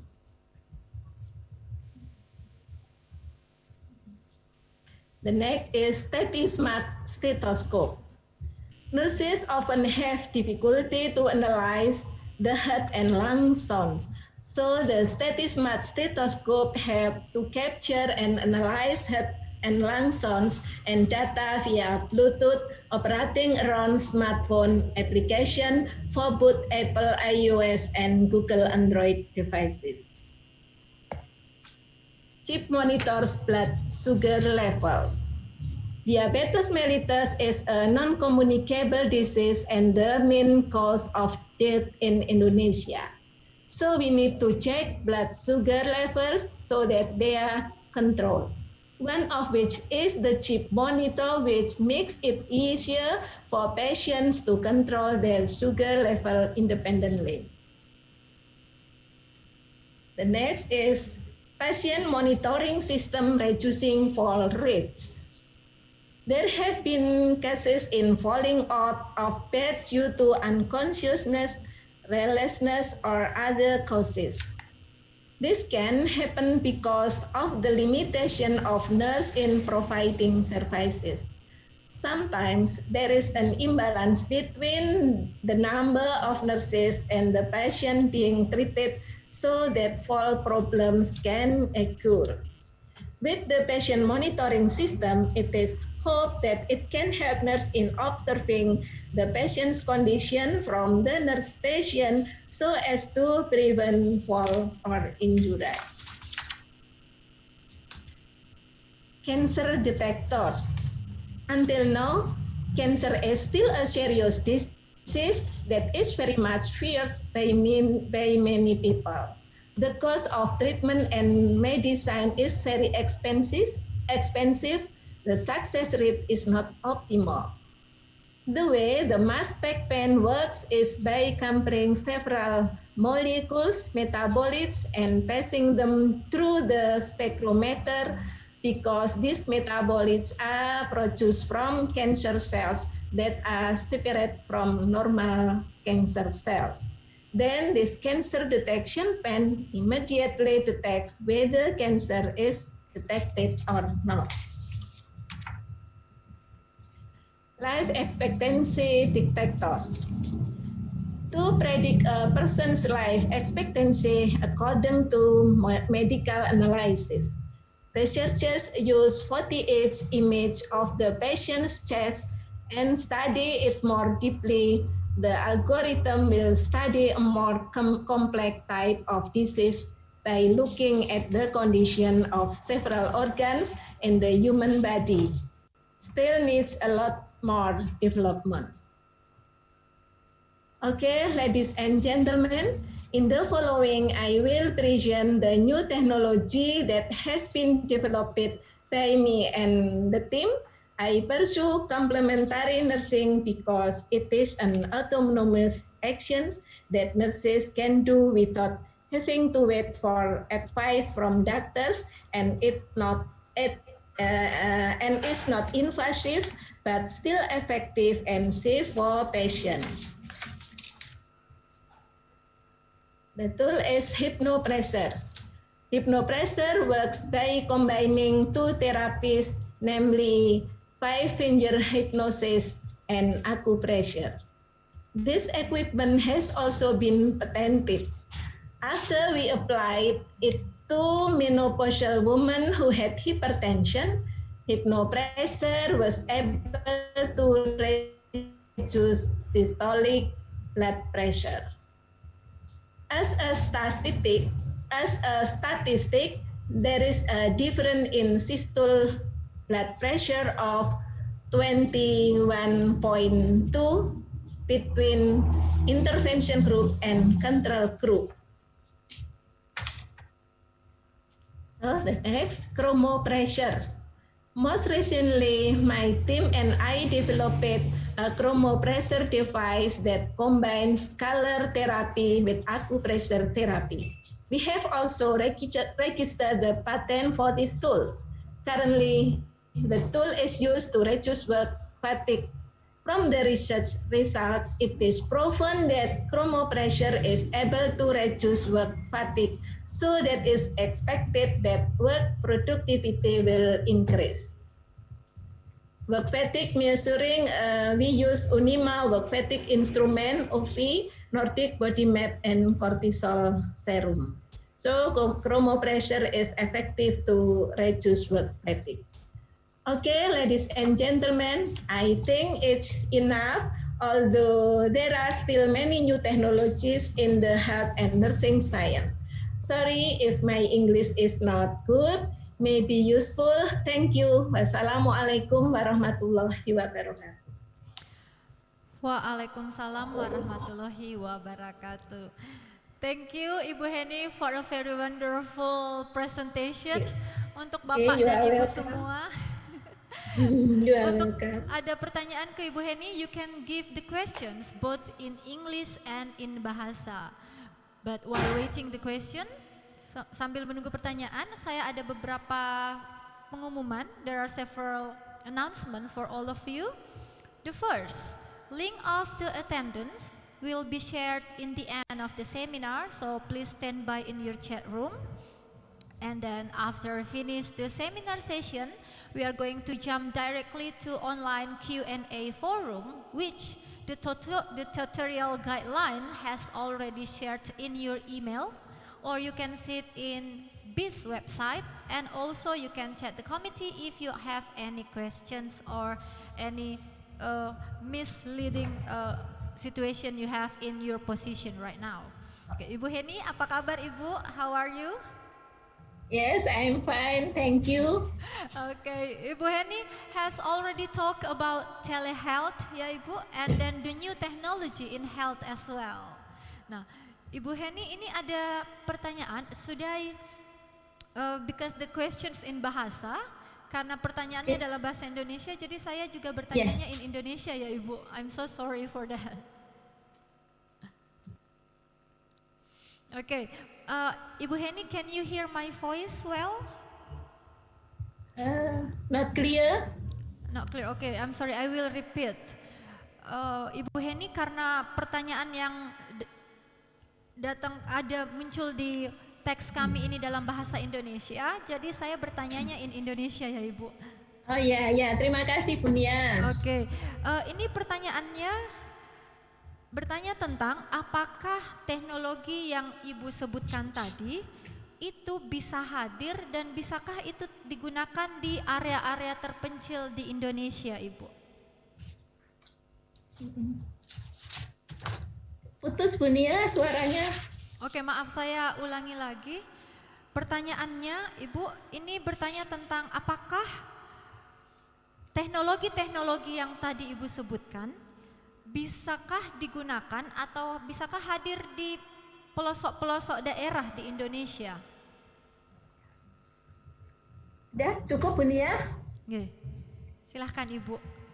Ya, terima kasih, pertanyaan yang sangat bagus. Apakah alat-alat yang tadi saya sebutkan itu bisa diakses di daerah pelosok? Ya, untuk beberapa alat memang memungkinkan ya, seperti yang tadi untuk blood sugar, chips itu memungkinkan. Kemudian kalau yang kami kembangkan Hypnopressor dan Chromopressor sangat memungkinkan karena ini sudah kami customize juga, bukan hanya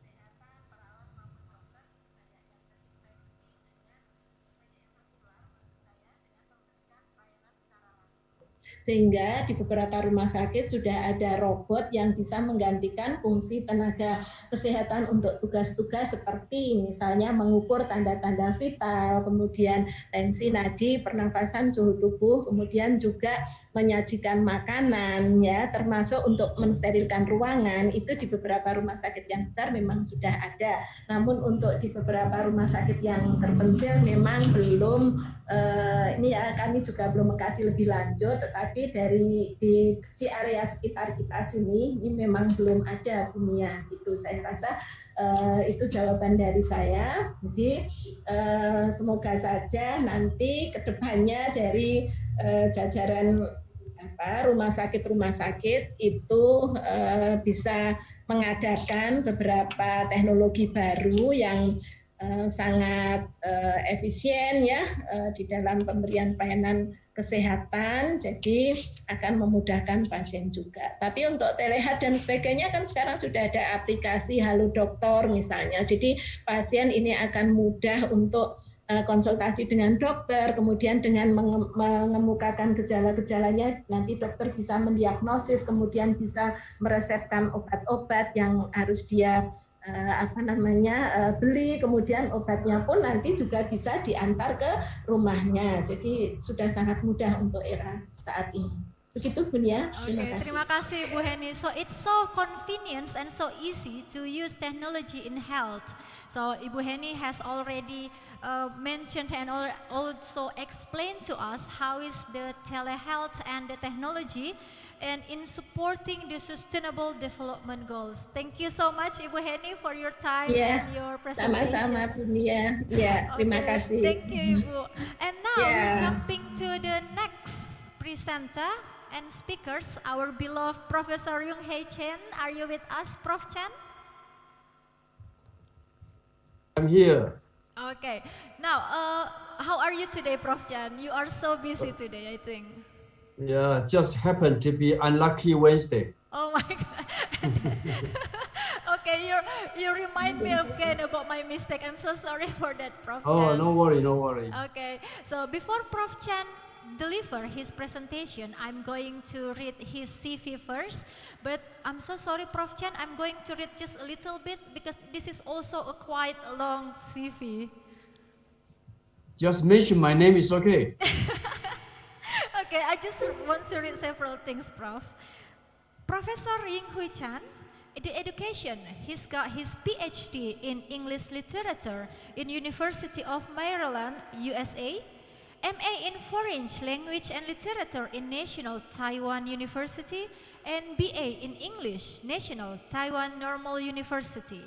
He also got a lot of work experience as a professor and dean in International College, Dean College of Humanities and Social Science, Asia University, Taiwan.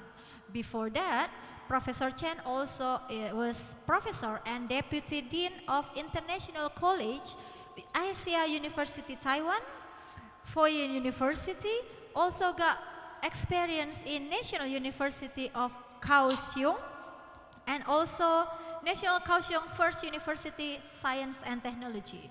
He got a lot of research field and interest, especially in Victorian literature, English novel, cultural studies, English for specific purpose or ESP, material writer, and internationalization of higher education. You can see here I've got a lot of page of conference paper and also research publication. So without further delay, Professor Chen, the time is yours. You have 30 minutes to deliver your presentation. And after that, Professor Chen will share his abstract to us directly, and the question and answer will follow after that. Professor Chen, the time is yours. Okay. Okay, Neil, thank you very much for this kind and generous introduction. Actually, I'm going to address humanities in the age of the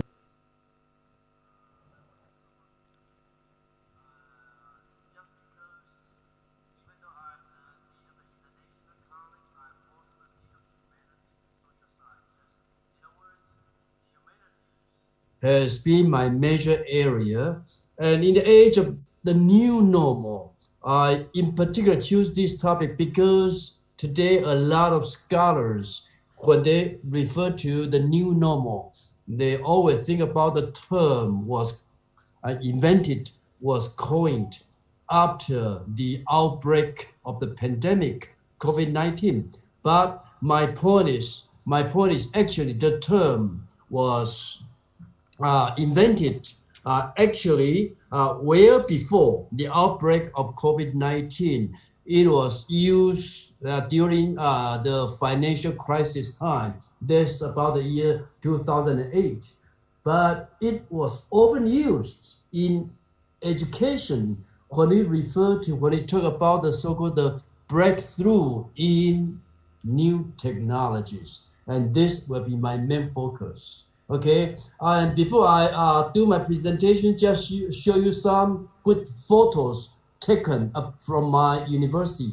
This is Asia University. Okay, look very much like a European university. Actually, the university was modeled upon European universities. It's an open university without wall. It's open to the public. And this is one corner of Asia University. We call Dak Pang area. This is in front of the Asia University. This is our new building, a museum. Okay, a museum within the university. And for those who are not familiar with Asia University, actually, Asia University is very new. We are about 20 years old, but we are a private research-intensive university. And if you are talking about the world university ranking, we are like top 800 in the whole world, top 100 in Asia, and top 10 in Taiwan. This is about, Asia University. Okay, I just mentioned today we live in the age of AI, artificial intelligence. We live in the age of Industry 4.0, 5G, or bioengineering. In other words, the age we are living in, we could use a few words to characterize the age. It's an age of profound change. Okay, it's an age of strangeness. It's an age of discontinuity and an age of uncertainty. All this, we could use the term the new normal. Actually, in Indonesia too, in Taiwan too, when we talk about the new normal, we are talking about the new practice, new thinking after the outbreak.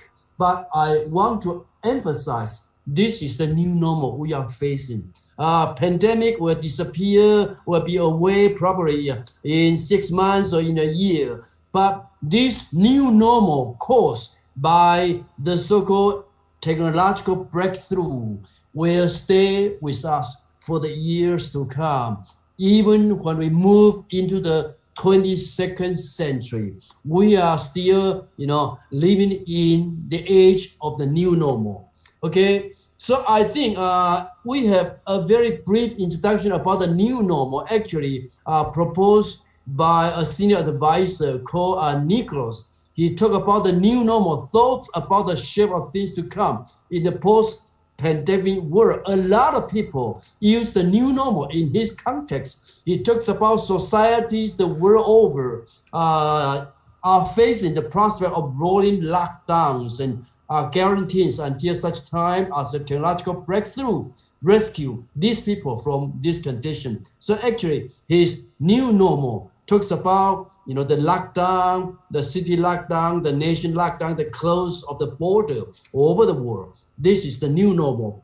But the term, as I said, was used well before the outbreak of COVID-19. In other words, if you're familiar with Harari, he talks about strangeness caused by new technology becomes the new normal. So actually the new normal, as I said, refer to the uncertainty, refer to the unprecedented situation created by new technologies, such as bioengineering, such as artificial intelligence, such as algorithms and the like, the human beings are confronting at the moment. So just emphasize once again, the new normal refer to this profound change, this discontinuity in our daily life. And in the context of COVID-19, if we keep talking about the new normal, I would say the term could be quite misleading. Like in Indonesia, if you talk about, oh, COVID-19 is the new normal, that means, you might relax your precautionary measures against the disease. So this could be very misleading. But when I use the term new normal in the context of education, it talks about new ways of learning, new ways of teaching. So it includes both the teachers and the students. Okay, so I think strangeness is the new normal to stay relevant, not just economically relevant, but also socially. We need to learn the ability to constantly learn and to reinvent ourselves. So this is something I would like to talk about, especially this ability to learn, this ability to reinvent oneself. Actually, later on, as I'm going to say, actually comes from the so-called the humanities in general, literature in particular. And this is one key passage in chapter 19 by Harari, talks about 21 lessons for the 21st century. He, in the chapter, says, in such a world of enormous amounts of information, the last thing a teacher needs to give his or her student is more information. They already have far too much of information. Instead, people in the age of change, in the age of the new normal, need the ability to make sense of information, to tell the difference between what is important and what is important. And in other words, to combine many bits of information into a broad picture of the world. Later on, I'm going to talk about Connecting the Dots by Steve Jobs, delivered at his commencement address at Stanford University. Okay, so how are we going to see the role of humanities in the age of the new normal? Connecting dots is one key phrase mentioned by Steve Jobs. Okay, through humanities, through literature in particular, we can cultivate our students the ability to connect dots. Okay, they see a lot of dots, but if they do not have the ability to combine, to connect all these dots, then the knowledge, the information remains piece by piece. Okay, and today we also talk about the so-called horizontal thinking. In the past, we used to think vertically from bottom to the top, but today we need to think horizontally, and humanities provide this kind of training, this kind of education, enabling our students to be able to think horizontally. So today, we also talk about the so-called cross-disciplinary ability. And today, we also talk about innovation. Innovation, the phrase is think out of the box. Actually, the phrase come from the story I'm going to mention later on, from the Little Prince. So from literature, from the Little Prince, we learn how to think out of the box. We learn the skill of innovation. And then literature deal with all kinds of possibility, deal with all kind of relationship. So in other words, we can easily put ourselves in the shoes of other people. We learn the ability of empathy. And empathy, to me, is an important characteristic of good leadership. The last thing is possibilities.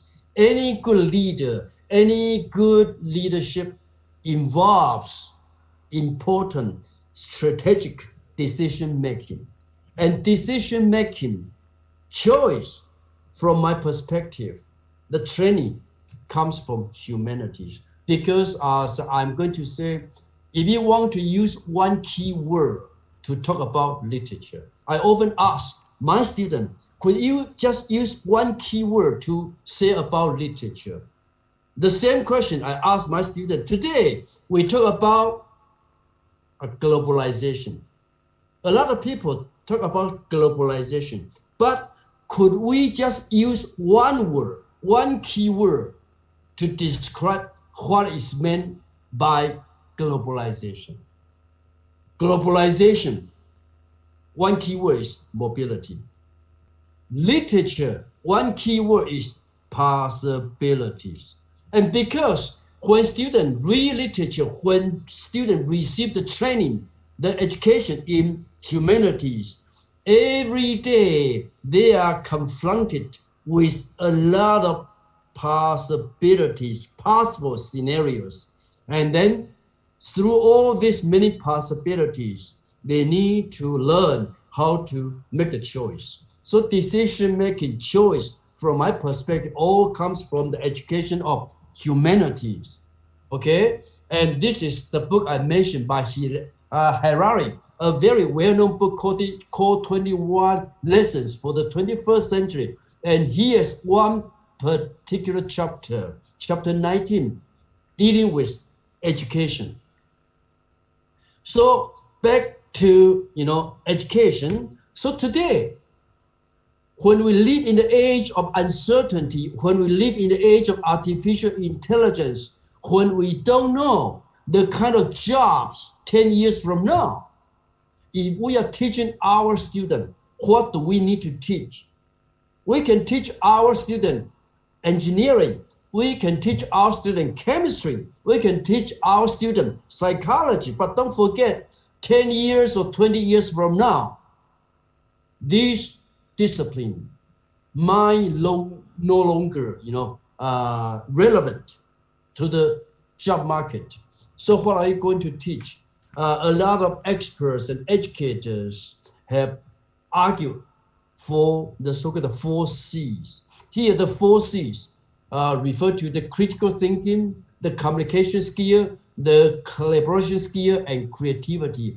And to me, all this come from the education of humanities. So more broadly, schools should downplay technical skills.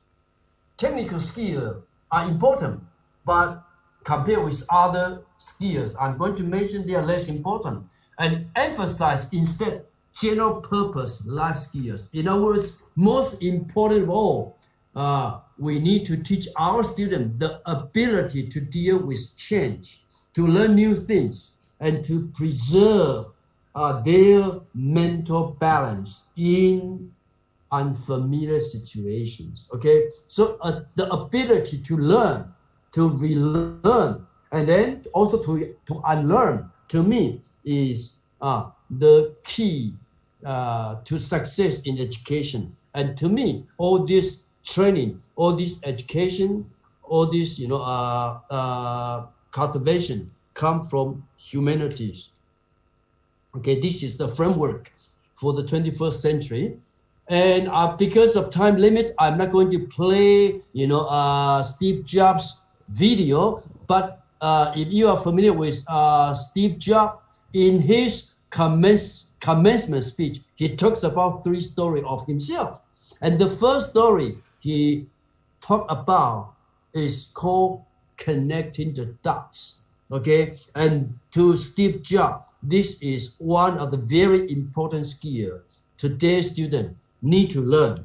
Okay, so in this speech, Connected Dots, he talks about the importance of liberal arts. So in the flattening world, okay, the world is flat. In the flattening world, we initiate a global shift from vertical thinking to horizontal thinking. And the liberal arts, in this sense, play a key role in this integration. So what is emphasized is the ability for integration. Okay, so you can listen to Steve Jobs' speech, or if you're interested in this kind of thinking, a good book is called In Defense of a Liberal Education by Professor Zaccario. Okay, and then I'm going to talk about 3 famous person.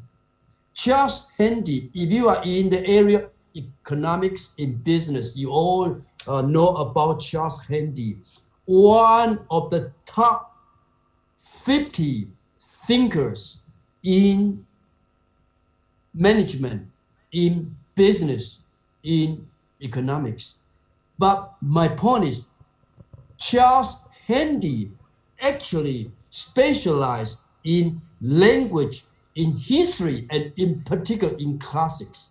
Okay, this Charles Henry. Then we have Ma Yun. I believe you all know Ma Yun, the chairman of Alibaba. But don't forget, Ma Yun was an English teacher. He received his education mainly in English literature. Okay, but today he is the wealthiest person in China. Okay, and very innovative. He is quite an influential figure. Now, the lady comes from Taiwan. You know, giant bike, the world's #1 bike, okay? It's produced near Asia University in Taichung area. And this CEO actually is a major in foreign language and literature. So I just use three very influential, people to tell you they learn their management, they learn their leadership, they learn their entrepreneurship, all from humanities, in particular from literature. Okay, so why do I talk about literature? In other words, what does literature have to do with innovation, with leadership, and even entrepreneurship? If you are familiar with some famous EMBA program in the United States, you'll be quite surprised to learn that Shakespeare is a must read in EMBA program. In Taiwan, I keep, encourage my colleagues in business management or in business college to include, some classics in literature as part of their program. And why? This is something for you to ask why. Why literature should be included in the EMBA program. Okay, this is William Shakespeare. We all know about this person, the most famous writer in the whole world, and this is his first place. And in China, the most famous book is called The Dream of the Red Chamber. Dream of the Red Chamber. And Jim Rogers, this is a book by Jim Rogers, one of the very successful investors in the whole world. He got married pretty late and gave birth to his daughter at the age of 60 something. Okay, and now he is more than 70. The two children less than teenagers, and he was afraid if he passed away, what legacy, what heritage he is going to pass on to the children. So he decided to write a book called A Gift to My Children, A Father's Lesson for Life and Investing, published in the year 2009. In this book, you see, he emphasized several lessons, 12 lessons, 12 emails, to learn philosophy, to learn history, to learn language, to learn how to think, to see the world. All these are important messages from Jim Rogers. Once again, emphasize philosophy, emphasize history, emphasize languages, all the measures, are discipline in humanities. Okay, now I'm going to talk a little bit about the Little Prince. I all believe, we are all familiar with the Little Prince. If you haven't read the Little Prince, get a book and read. It's a very, very small, tiny book. You can read through just one evening. And of course, it was first written in French, but it has very, very good English translation. I don't know whether you have translation in Bahasa Indonesia or not. In Taiwan, we also have Chinese translation, The Little Prince. And what happened in The Little Prince? Okay, in The Little Prince, in the beginning, it talks about all grown-ups were once children, but only few of them remember it. In other words, not many grown-ups, people like us, didn't remember we used to be children. Okay, this is something for us to think about. Why children? And then another famous quote from The Little Prince: "It's only with the heart that one can see rightly. What is essential is invisible to the eye." In other words, what is important is not visible. Okay, and then what happened in this? I think this is about chapter 4 in the book. You remember the Little Prince? He came from nowhere. We don't know where he came from, but the author had a plane crash. His airplane, had some accident, and he was fixing the engine of the airplane. In the middle of fixing the airplane, then mysterious came the Little Prince. When the Little Prince approached the author, the first very question he asked about the author is, "Please draw me a ship." And of course, the author was a little bit unhappy because he was busy fixing the engine. But this Little Prince was asking him to draw a ship for him. So he drew the first picture. Then the Little Prince said, "I don't like this one because this ship is already sick. Make another." Then the author drew this second picture of the ship. Then the Little Prince said, "I don't like this one because it's not a ship.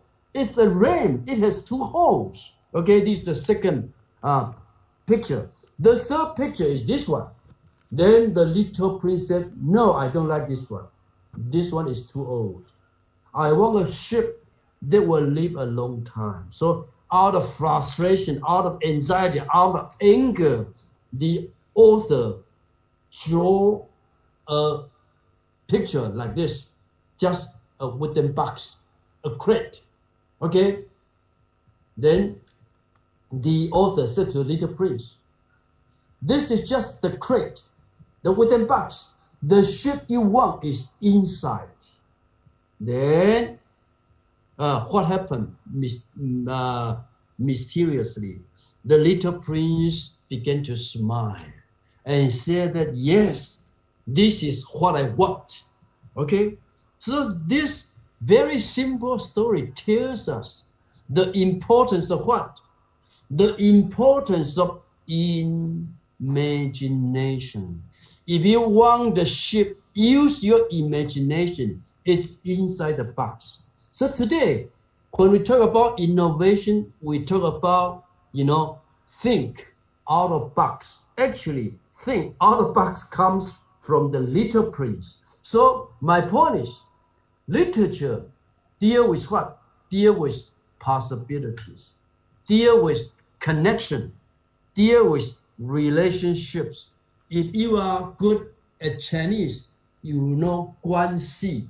关系 is one of the key words in Chinese and one of the secret of business success. Okay, we know all kinds of 关系, we know all kind of connection, we need all kind of possibilities. All this from my experience as an educator, as a professor, all comes from humanities, in particular comes from literature. Okay, so literature is imagination, literature is creativity, and creativity, of course, is the ability or the act of conceiving something original or unusual. It is a little bit different from innovation. Innovation is the implementation, talking about the act, the implementation of something new. Okay, so a lot of people talk about innovation is destructive creativity. Okay, so along with literature, we also talk about cultural literacy. Cultural literacy comes from literature, like all roads lead to Rome, doing Rome as the Romans do. Rome wasn't built in a day, featuring while Rome burns, Roman holiday. For example, all these important phrases come from Rome, come from the Roman Empire, okay? And because I focus on literature, so I'm not going to talk too much about this cultural literacy, okay? This is Colosseum from Rome, okay? So I think, my focus, my point is, if we encourage our students in the reading of humanities, we will be able to nurture our students' imagination, their ability to think out of box. And for today, the so-called we are living in the age of the new normal, in the age of uncertainty, in the age of unprecedented situation.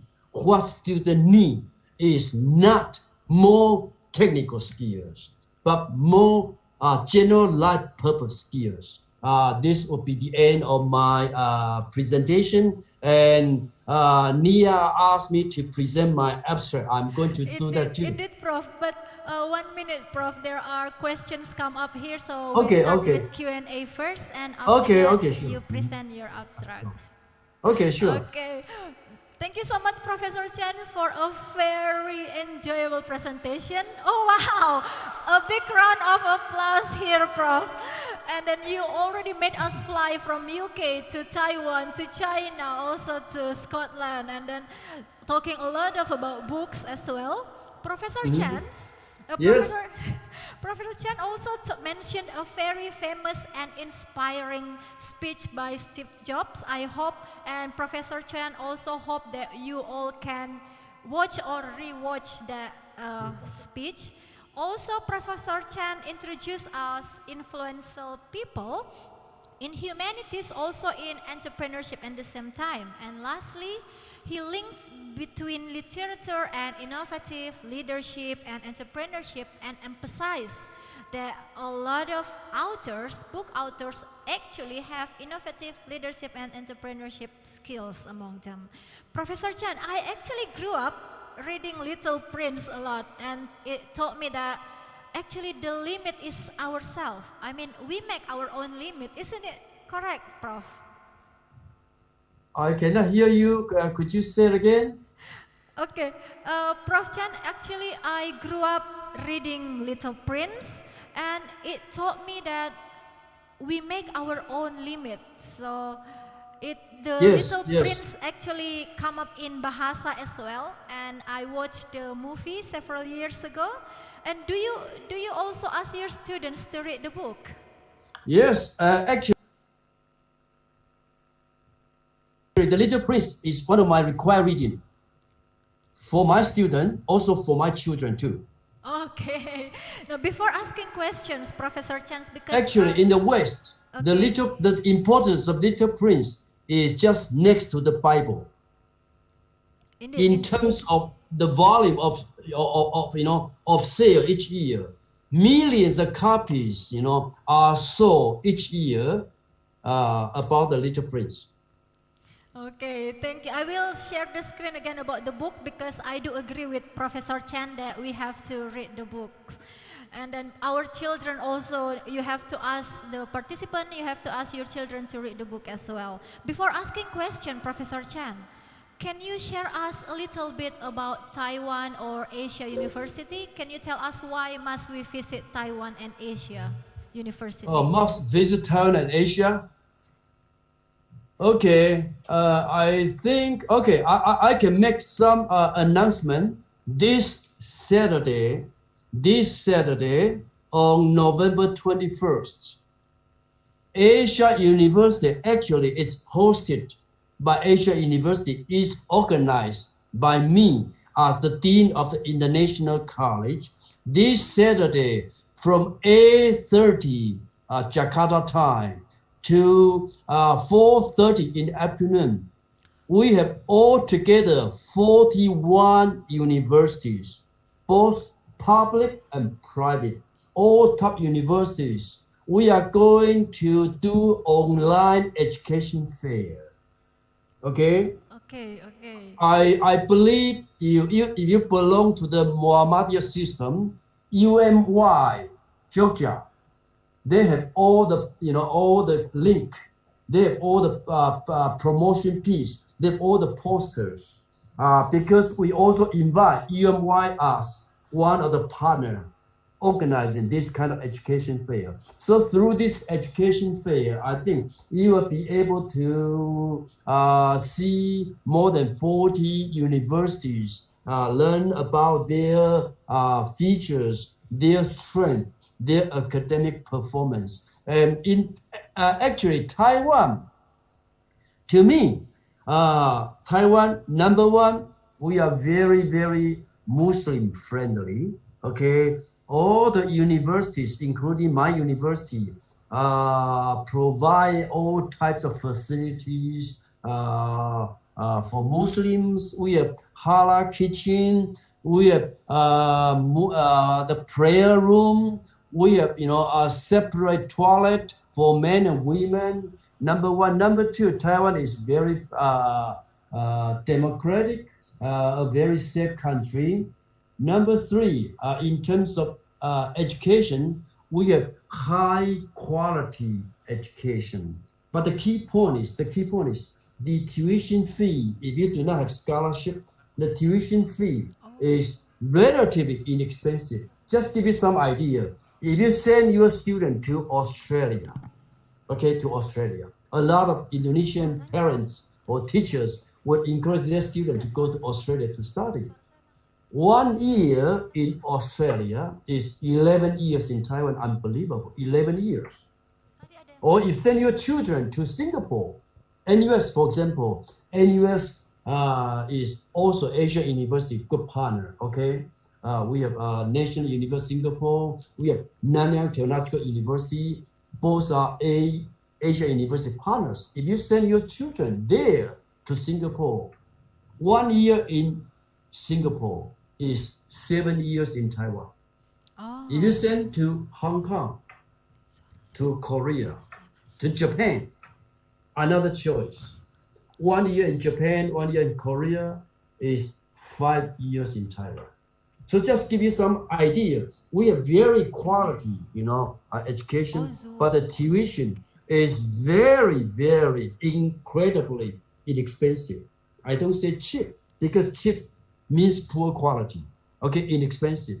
And the living, cost is quite affordable. It's very affordable. So that could be the reason why. And another important, aspect of Taiwan education is we emphasize strong link between university and industries. So the link, the internship is a very important part of our education system. I think, I might answer your question in this manner. Okay, yes, indeed, Professor Chen. Yes, we hear about the activity for this Saturday. It's Taiwan Indonesian education, isn't it right, Prof? Because Pak Yordan is actually sent me also the link for joining. Can you hear my voice correctly, Prof. Chen?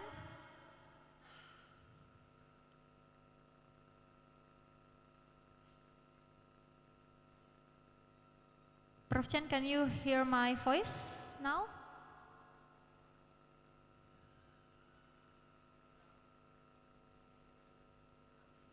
Prof.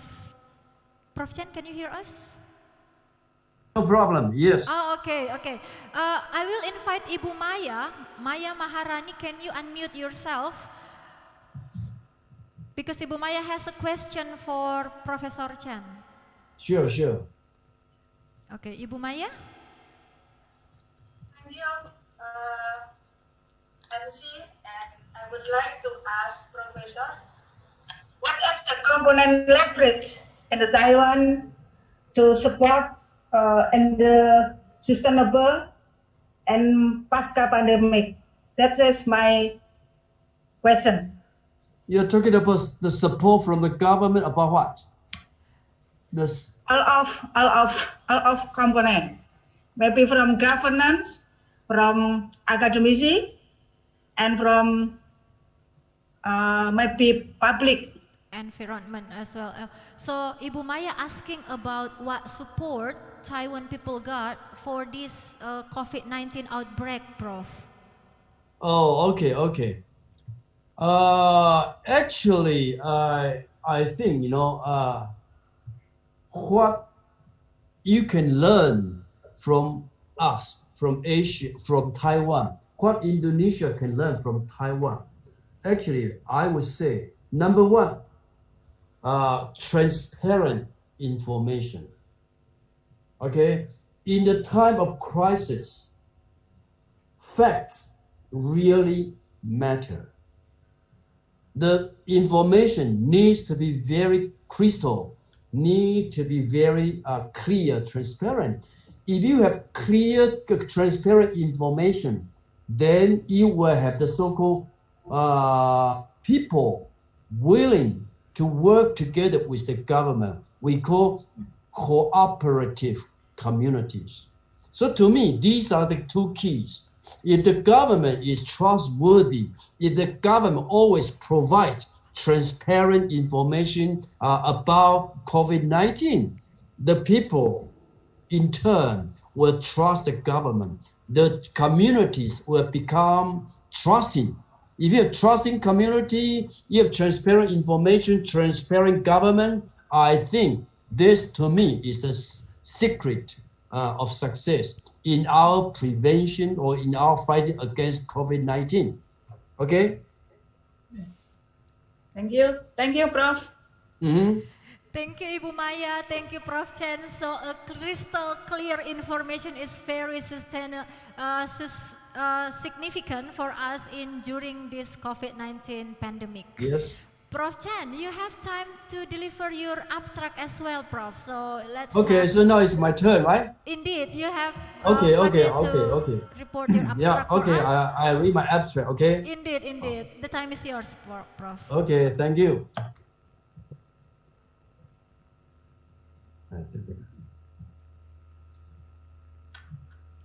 Okay, I'm going to read my abstract, Humanities in the Age of the New Normal. Today, when we talk about the new normal, we tend to think that the term was invented just after the outbreak of the pandemic COVID-19, believing this is the practice and thinking of the shape of things to come in the post-pandemic world. The term, however, was used far earlier. It was used during the 2008 financial crisis in the context of cautioning about policy making. In the context of education, the term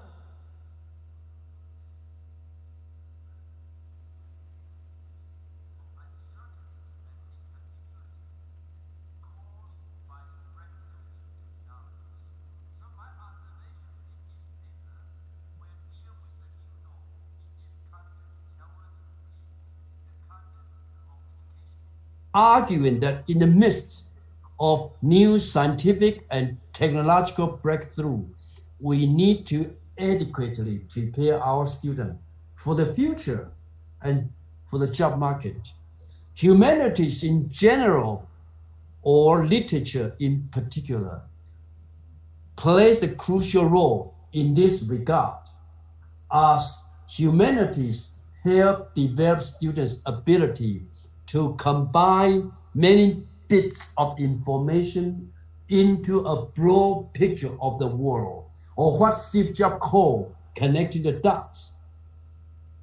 Set forth, delivered in his commencement address at Stanford University in the year 2005.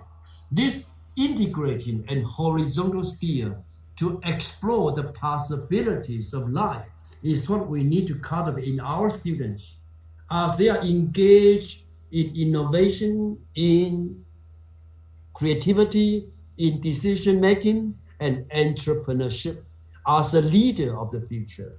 In other words, the 4 C's in education: critical thinking, communication, collaboration, and creativity are agreed to be the right skill to empower our students. Schools should therefore downplay technical skills and emphasize general purpose life skills. Most important of all, we need to develop our students' ability to deal with change, to learn new things, and to preserve their mental balance in unfamiliar situations. Thank you. This is the abstract. Okay, thank you so much, Prof. Chen. Actually, the Q&A forum will be held after the break. So if there is any questions about your abstract, may I pass it on to you, Prof? Sure. You can pass me through WhatsApp. I will answer through WhatsApp. Okay, send the answer back to you. Okay, thank you so much, Prof. So, Professor Chen already got us a very magnificent presentation and also have already shared us his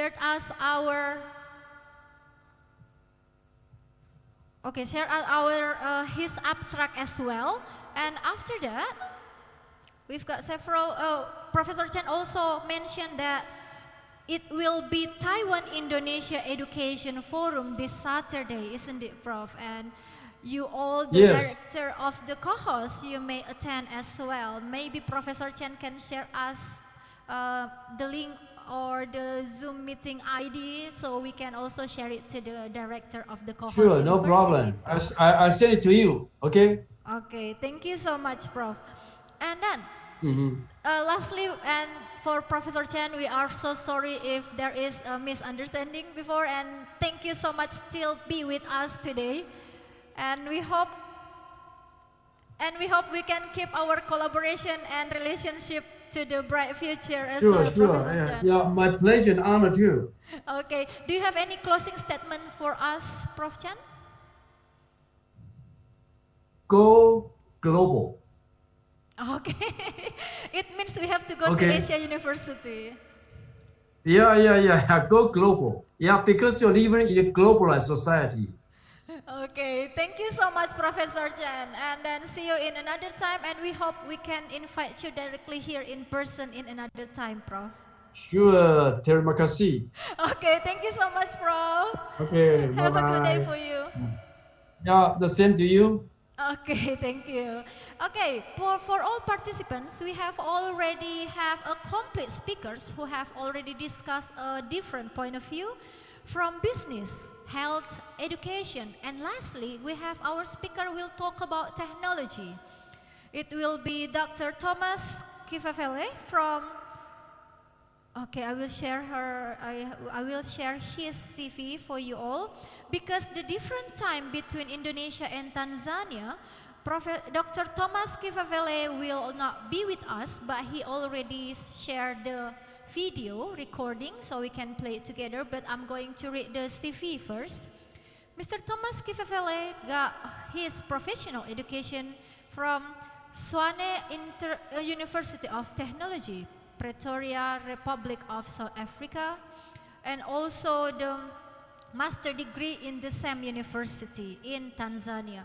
And then Professor Dr. Thomas T. Kifafele is actually from Nelson Mandela African Institute of Science and Technology, School of Materials, Energy, Water, and Environmental Science. And then he got several fellowship, exchange, and visiting program, as you can see in your screen right now. He already in Africa and several time in here you can see, and also employment record as the senior lecturer in NMAIST Tanzania. Before that, he was a lecturer, also a researcher. Got short course and general responsibility right now is carry out lectures, seminars, and tutorial practice, especially in technology. And then we are going to play his video for you all to see and watch. And if you have any question about the video, you can share it to us and we will pass it to Dr. Thomas. But before that, we have several information to be given. The first,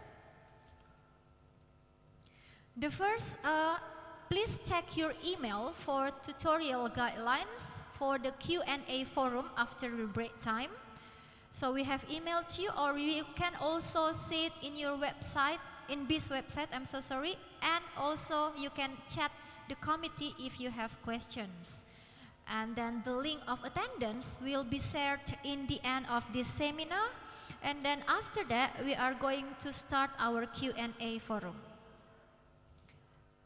So let's enjoy the video recording from Dr. Thomas Kivaveli. Hi, good morning everyone. I think it's morning that side, and I don't know what time difference will be within Tanzania, but I'm assuming you guys are having good time that side. And my name is Thomas Kivaveli. I'm from the Nelson Mandela African Institution of Science and Technology in Arusha, Tanzania. I would like first to take this opportunity to thank Professor Moji Setio for giving me this opportunity to present what we are doing here in Arusha, Tanzania. And also I would like to thank the organizing committee for organizing this event or this conference. Also, I would like to thank the all team, the plants, local plants for the biofuel production and the influence of the COVID-19 pandemic. So these are the things that I will cover just slightly, not that much, not that in detail. I will talk on the layman point of view. I will not go into technical details, so possibly so that anybody in here can get a picture on what we are doing for possible future collaborations. So far we have, I'm leading one research group. So we have different research groups at our universities. Like for my research group that I'm leading is called the Clean Energy Technologies set. So this is the research group that I am leading. I have different students. We have a member of faculty staff who are also engaged in this research group. So we normally in this group, we want to do development of alternative and sustainable energy technologies for domestic and the industrial use. So we do things on the biofuels production, characterization from different feedstocks. We do produce bioenergy, bioethanol, biodiesel, the ABE, which is the acetone, butanol, ethanol, etc. So this is today's talk that I'll be talking about. Also, we do the biogas production. I will brief talk about this biogas things. Also, we do solar energy applications like the solar dryers, the solar cookers, etc. We work on the renewables and the energy smart grids. We work on the energy storage systems. We do energy management and auditing, especially in buildings for the energy efficiency, also in the industries, with the theme of reducing energy consumption in the industries, also in buildings like the commercial buildings. We do gasification and pyrolysis for production of syngas that can be used for local use, like in the houses for cooking or whatever. So also we do the optimization of locally made small wind turbines, especially the blades. Also we do development of small hydropower plants for rural electrification, because we have many people who are doing agriculture, like they want for irrigation and the different applications. So we do test some of the small hydropower plants, especially the gravitational water vortex power plants. This is because we don't need to use the high head. So there's no need of a head when we do use this kind of a technology. So it's a simple technology kind of. Also, we don't need a head. Also, we do some technologies on hydrokinetics using the normal flowing levers. So we work a lot of things on clean energy technologies. So these are the areas as people who are in here can see how we can try to collaborate or work together. So we do a lot of things on these areas. So going straight to my talk today, I will talk about the biofuels, especially biodiesel. So in here, biodiesel, we do produce and characterize biodiesel, especially from non-edible African biofuels, oils. We do this because we are trying to reduce the fuel versus food competition. We know that in many cases of the production of biodiesel, many people use this edible, like the sunflower, corn oils. So we think that using those things can put a big competition between food and the fuel. So we're trying to use the non-edible that cannot be eaten by anything. Also, they are wild grown. So we're trying to use this so that we can reduce the competition between the food. Also, to add value to this kind of neglected kind of plants, so that people can start growing, make money, and then increase their income. That's the idea behind. So in the biodiesel that we produce, there are issues with oxidation stability. Biodiesel is not stable when stored for a long time of period and under severe conditions, especially when exposed to air or exposed to high temperature during transportation. So it oxidizes and forms some sediments or gums and can no longer be used in engine. So we try also to investigate this stability of the biodiesel that we produce from non-edible oils. So to see how stable they are and how we can stabilize it to be stored for a longer time use. Also do the engine performance, exhaust emissions and the combustion characteristics. Using TDI engine, not necessarily TDI engine, it can be any compression ignition engine, diesel engine. So we do some testing on this to see how these fuels they can perform in engines.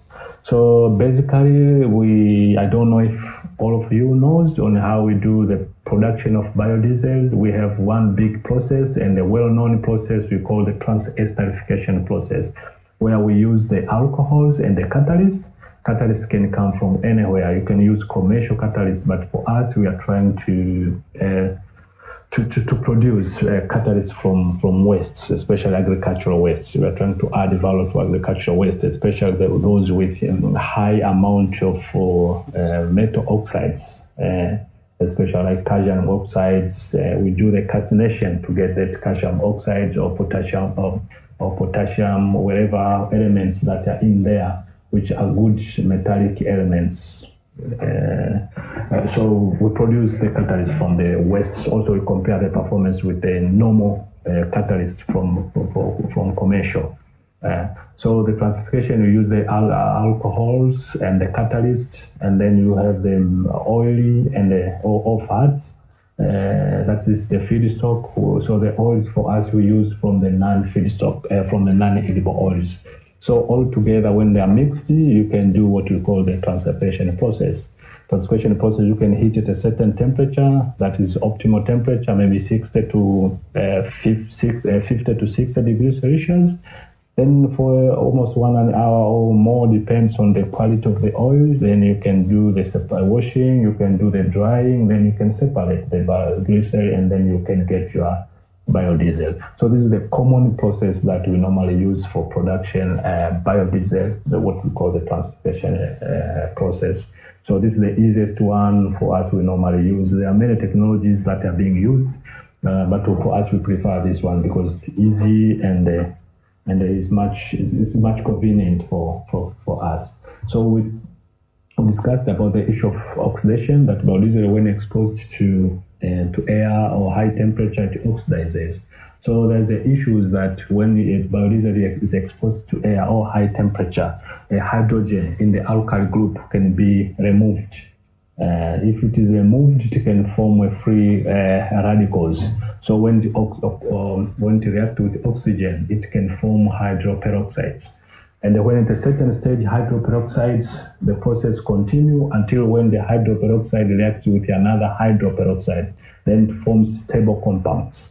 If it forms stable compounds, this like the sediments or the gums, then the different characteristics or properties of biodiesel change, like the kinetic viscosity increases, the other parameters also they be affected, so the biodiesel can no longer be used in the engines. So we try to investigate this problem by using different technologies. Like there are many antioxidants that are available in the market to increase this oxidation stability or to prevent biodiesel from being oxidized.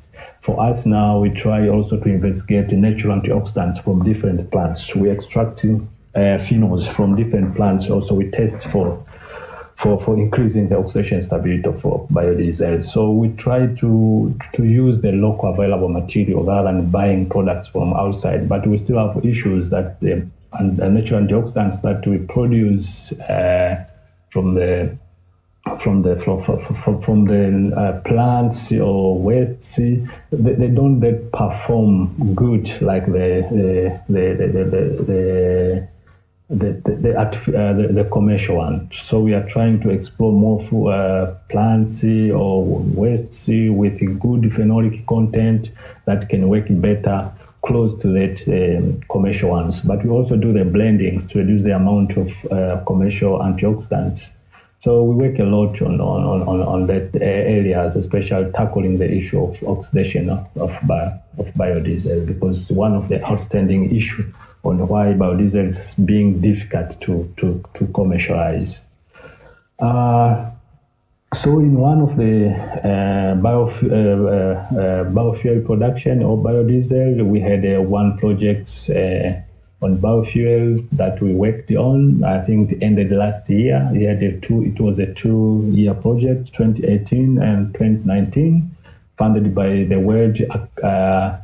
World Academy of Sciences. So the project was to evaluate the suitability of water hyzite. I think we all know what is water hyzite.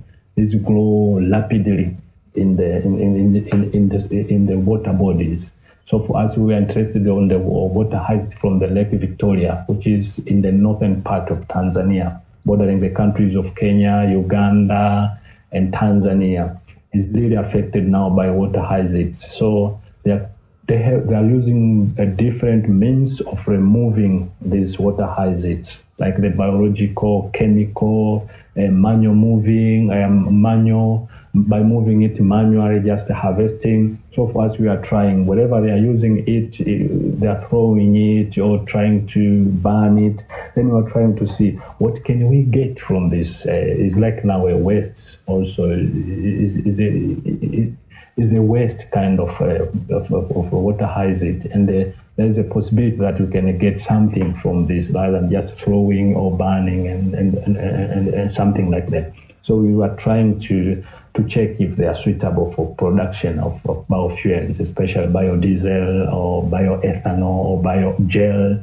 So for us, but we mostly worked on the production of biodiesel. So you can see the problem.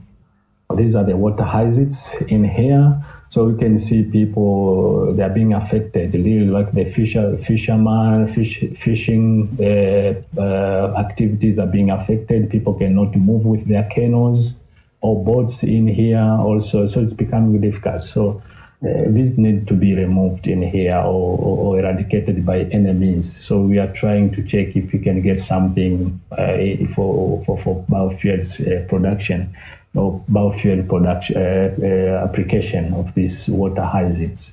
So we tried to produce biodiesel from the water hyzite. Even although we had a challenge that the content of oil from these plants was very, very low, and they cannot be feasible for production of biodiesel. So I think at the end of the day, we proposed possibly the production of bioethanol or bioethanol gel would be much better. Also, the biogas will be much better rather than producing biodiesel from this. Biogas is being produced from it, and it has shown a good result. So I think that this will be a good recommendation on the use of water hyzite from the lakes, especially from the Lake Victoria. So in production of biodiesel, we did a normal thing. So we produced the biodiesel through a translocation process. Also, the biodiesel that we produced, we also checked for oxidation stability, because as I said before, we do study on all the oxidation stabilities. So we checked the oxidation stabilities by using antioxidants. We call natural antioxidants from clove waste and also bubble tree buds. So we extracted some phenolic content from these two wastes to see how they can increase the oxidation stability. So it was extracted from these plants. Also, we produced the biodiesel from the water hazard. And then the biodiesel called we can just say water hazard methyl ester. So we did the characterization of the biodiesel. Also, we did the doping now of the biodiesel with the antioxidants from clove and the bubble extracts. Also, we did the blending of the good commercial antioxidant we call the propagal. So sometimes it's just called PY antioxidant. So we did the oxidation stability investigation using a pure natural antioxidant from clove and the bubble tree buds, also the blending to the PY antioxidants. So we did all the characterization, also we did the recommendation on how this antioxidant performed, also on how good the biodiesel from water oxide was. I think for more information, people can see we did the publication on this paper on the 2019. So we can get good details from the site. On the production, this is the production of biodiesel from water hazard. We can see the fatty used in cold areas. So using the oxidation stability, increasing the oxidation stability, we extracted, we say, the phenolic content from the bubble tree, also from the cloves. Also, we have the PY. So, extracting the oxidation, extracting the phenols, we saw that our clove had a phenolic content of 2,220, almost similar to other previous studies, not that much difference. Also, the bubble tree bark had a phenolic content of 48, even higher from the previous study. So we selected plants with good phenolic content. Also, we had one OH group. This is the advantages of the more OH group you have in this structure, the more the antioxidant can be effective on increasing or preventing biodiesel from oxidizing. And from the bubble tree, we had many OH groups. So we expect this to work very good in increasing the oxidation stability. Similar to this propal, progalol, PY antioxidant. This is a commercial antioxidant. This is a commercial antioxidant. So so there are similarities. So we expect this, especially bubble and clove, to work a bit better in increasing the oxidation stability. More information can be found in this published paper. So we can see now in doping different concentrations of antioxidants, the clove, the clove and the PY blends 50-50, and the pure PY. This is the commercial antioxidants. You can see the commercial antioxidant had a higher oxidation stability. The increase of oxidation stability were higher in all concentrations, but also the PY, the clove with PY followed because of the blend. Also the pure clove had a bit lower than the blends and the pure propagalate. But at the end of the day, we want to see at the 3 to meet the standard of the US, the ASTM. So we can see at a concentration of 400 of pure PY, the biodiesel met the oxidation stability specified in the American standards of 3 hours. Also for the European standards, the 8 hours, it means the pure clove didn't meet the standard. So this is the issue. So we met the European standard, the American standards, but we failed the European standards. So there are more research need to be done on this increasing, on this natural antioxidants, especially on improving the oxidation stability. So we are still working on this, on how we can improve this or look for other plants or waste with more antioxidant content or phenolic content, similar to the acacia pure or the bubble tree buds, or sometimes called acacia pure. Then we have acacia PY blend. Also we have the PY blend. So the PY also still did better in every point. So for the pure acacia meeting American standards, So we see almost it needed almost similar to 400 or so. 400 was enough to meet the 3 hours. They're similar to the clove. So this is good. Also for the 8 hours, yeah, we didn't meet exactly, but at least for the for around 800, it was close to 8. So I think the babu performed better on pure form than the clove. But funny enough, at the higher concentration, it was reduced. So further research need to be done in here on what happened when a higher concentration this bubble antioxidants reduce the induction period or the oxidation stability. One of the students so far is working to find out the answers what happened on this. So this is, you can say, the use of antioxidants, pure antioxidants, natural antioxidants, and on increasing the oxidation stability.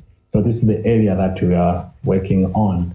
Also, we do some production of biodiesel from the tamarindus indica fruit shell ash, especially biodiesel from Palinare Frutafella seeds oil. This is a locally found plant. It can be found in many areas in Africa. It's a wildly grown kind of a plant, not used for food. It's been eaten by animals in the forest. So we produce biodiesel on this, but we used the catalyst from the Taramendus indica. We didn't like to use the commercial. So if we did the XRD patterns of the Talamendus indica fruit shell, so it had a higher calcium oxides. So this indicates that the use of this Tamarindus indica can be used for as a catalyst for during the transcription process. So getting this, you just do a calcination process. You calcinate, you heat up this to about almost maybe 800 degrees Celsius. Like for us, I think we used we calcinated 800 degrees Celsius, and then you just grind, you get your powder that you can use for production of biodiesel. So using the producing biodiesel from these plants, the Parinare culatilifolia biodiesel, we had a good production of biodiesel. The yield was high. Also, most of the properties of biodiesel met the oxidation the standards. Also, we had not that good flow properties. Phase 9 was not a good cold flow properties because very high. So this kind of biodiesel is a challenge to be used in the cold areas. But the other parameters, I think, were within the specified standards. So we can say this is a good kind of feedstock. Palinare we can use for production of biodiesel generally, even though there are still challenges to work on. Also, the use of Tamarindus indica fruit shell ash as a catalyst in transcription process rather than using the commercial ones like the potassium hydroxide or sodium hydroxide that we normally use in the transcription process. So we use this as a heterogeneous catalyst, avoiding the homogeneous. Heterogeneous catalyst can be reused for several times. So it's more economical than using the homogeneous like the potassium hydroxide or sodium hydroxide. So this kind of catalyst calcinated from this waste can be used for some times with a very good efficiency. Also, we did some production of biodiesel. Some of the plant we call croton megalopus oil. This is one also well known in Africa. Plant is a non-edible found in the world, not eaten by anything. So we can use for production of biodiesel. So using the normal potassium hydroxide catalyst, we produce biodiesel from these oils. More further details can be found in these publications or many other publications. So going to the fatty acid profile, we can see biodiesel had good properties. I think most of the properties were not that bad. Also going to the produced biodiesels, comparing to the standards, we can see most of the properties were within standards for the pure Cotton oil is the cotton oil methyl ester, and blends with the 80% of diesel. Also, we are within standards as comparing these the standards. Also, you can see we had also good flow properties, possibly because of the high unsaturated fatty acids. So this had a good cold flow properties on the production that can be used also in the cold areas. So this is a good property of the biodiesel from cotton oil compared to the previous one that we saw. So most of the properties are being compared and are within the standards. So the production of this biodiesel, I think, was very good. The properties of this biodiesel was good as compared to standards and the other parameters. Also, we did production of biodiesel from cotton oil. The moringa oil. Also, this is well known worldwide. Even in Brazil, they have done a lot of things on this one. It's a good medicinal kind of oil. It has many applications. Many studies have been done on the production of biodiesels. We did also the one from Tanzania. We published. So for more details, somebody can go and see from this paper. Comparing the study, the composition of the moringa oil methyl ester, we can see it was rich in monounsaturated fatty acids with around 74. Also, the polyunsaturated fatty acid of around 3. So this one we can say it was more of unsaturated fatty acids. So going to the parameters, you can see the physical and the chemical properties. We can see most of the properties of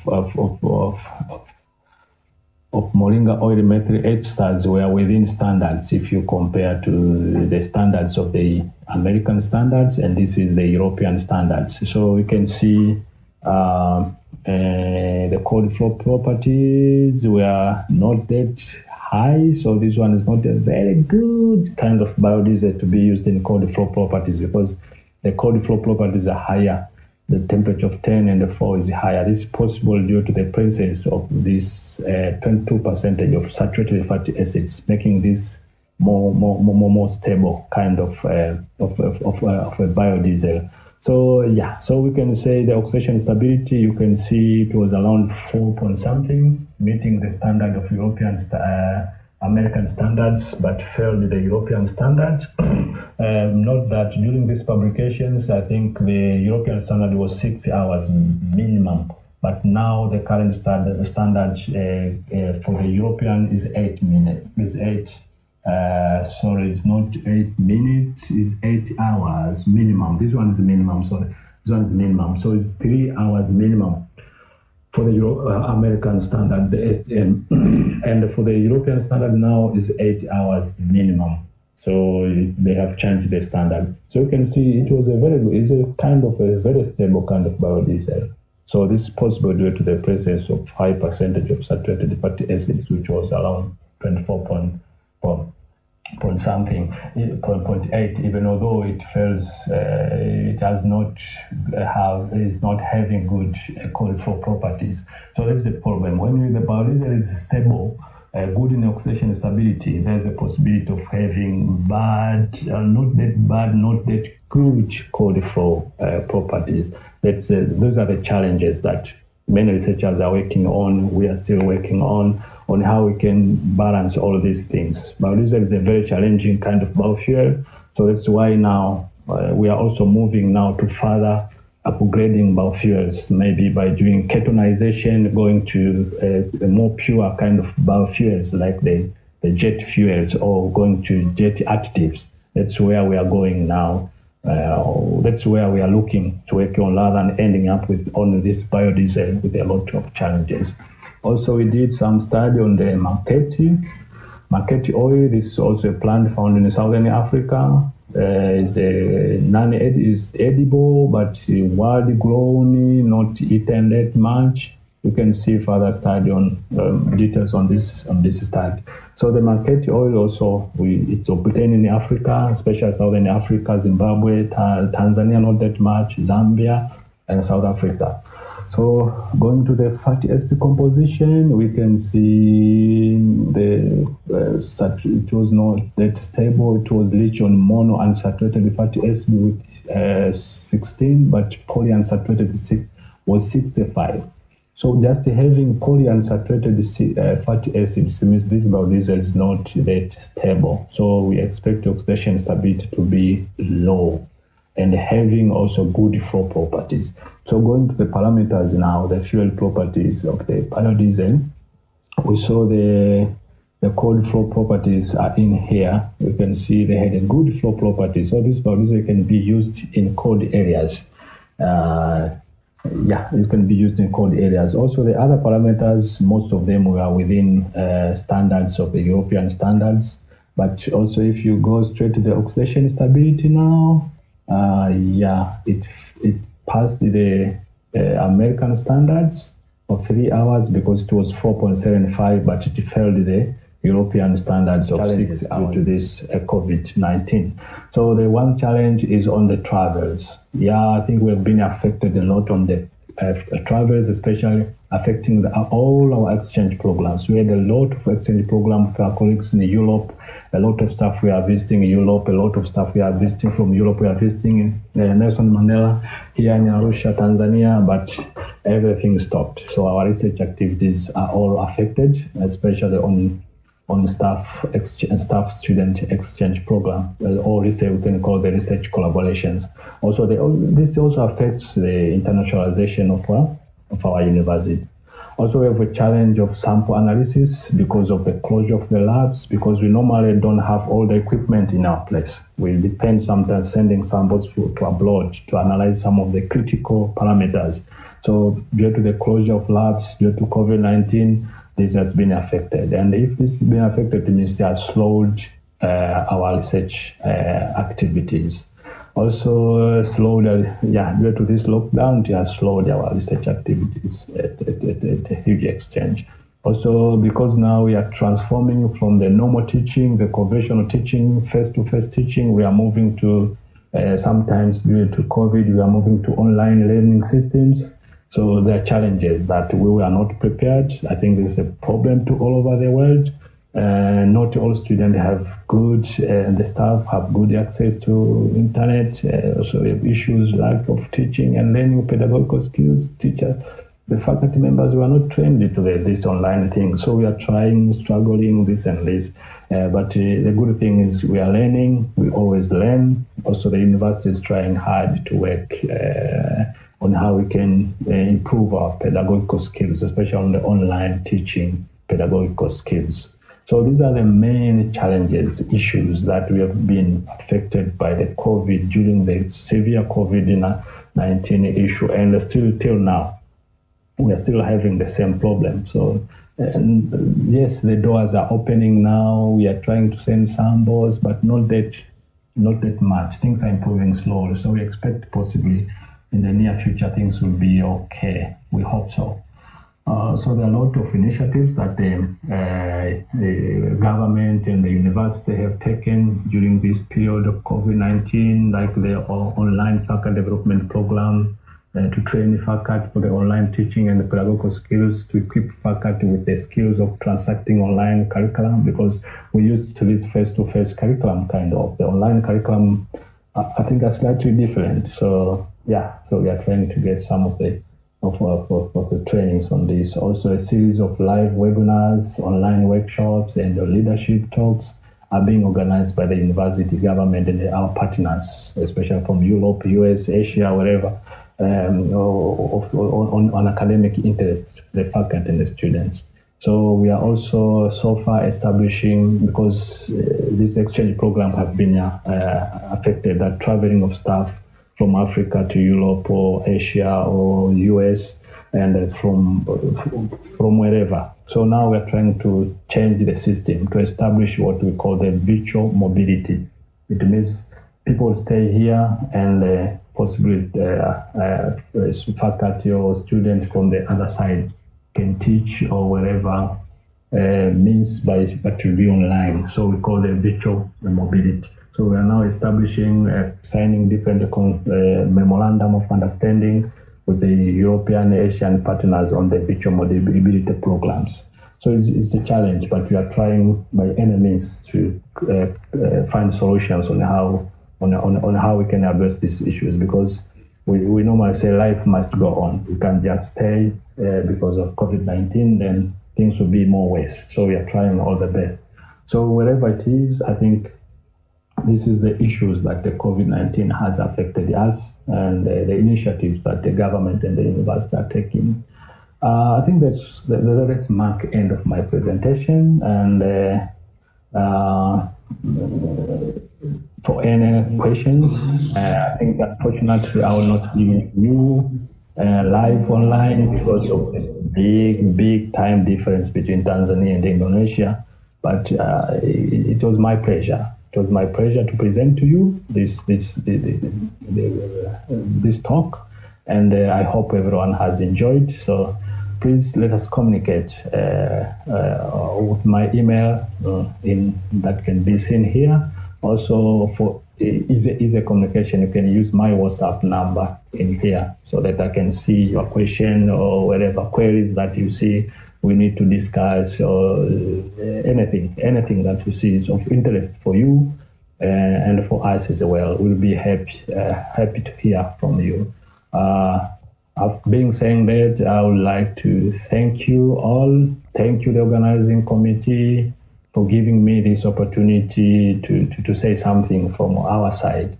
I also thank you a lot, Professor Muji Setio, a good colleague of mine from nowhere, but he has been a good friend of mine. I thank you.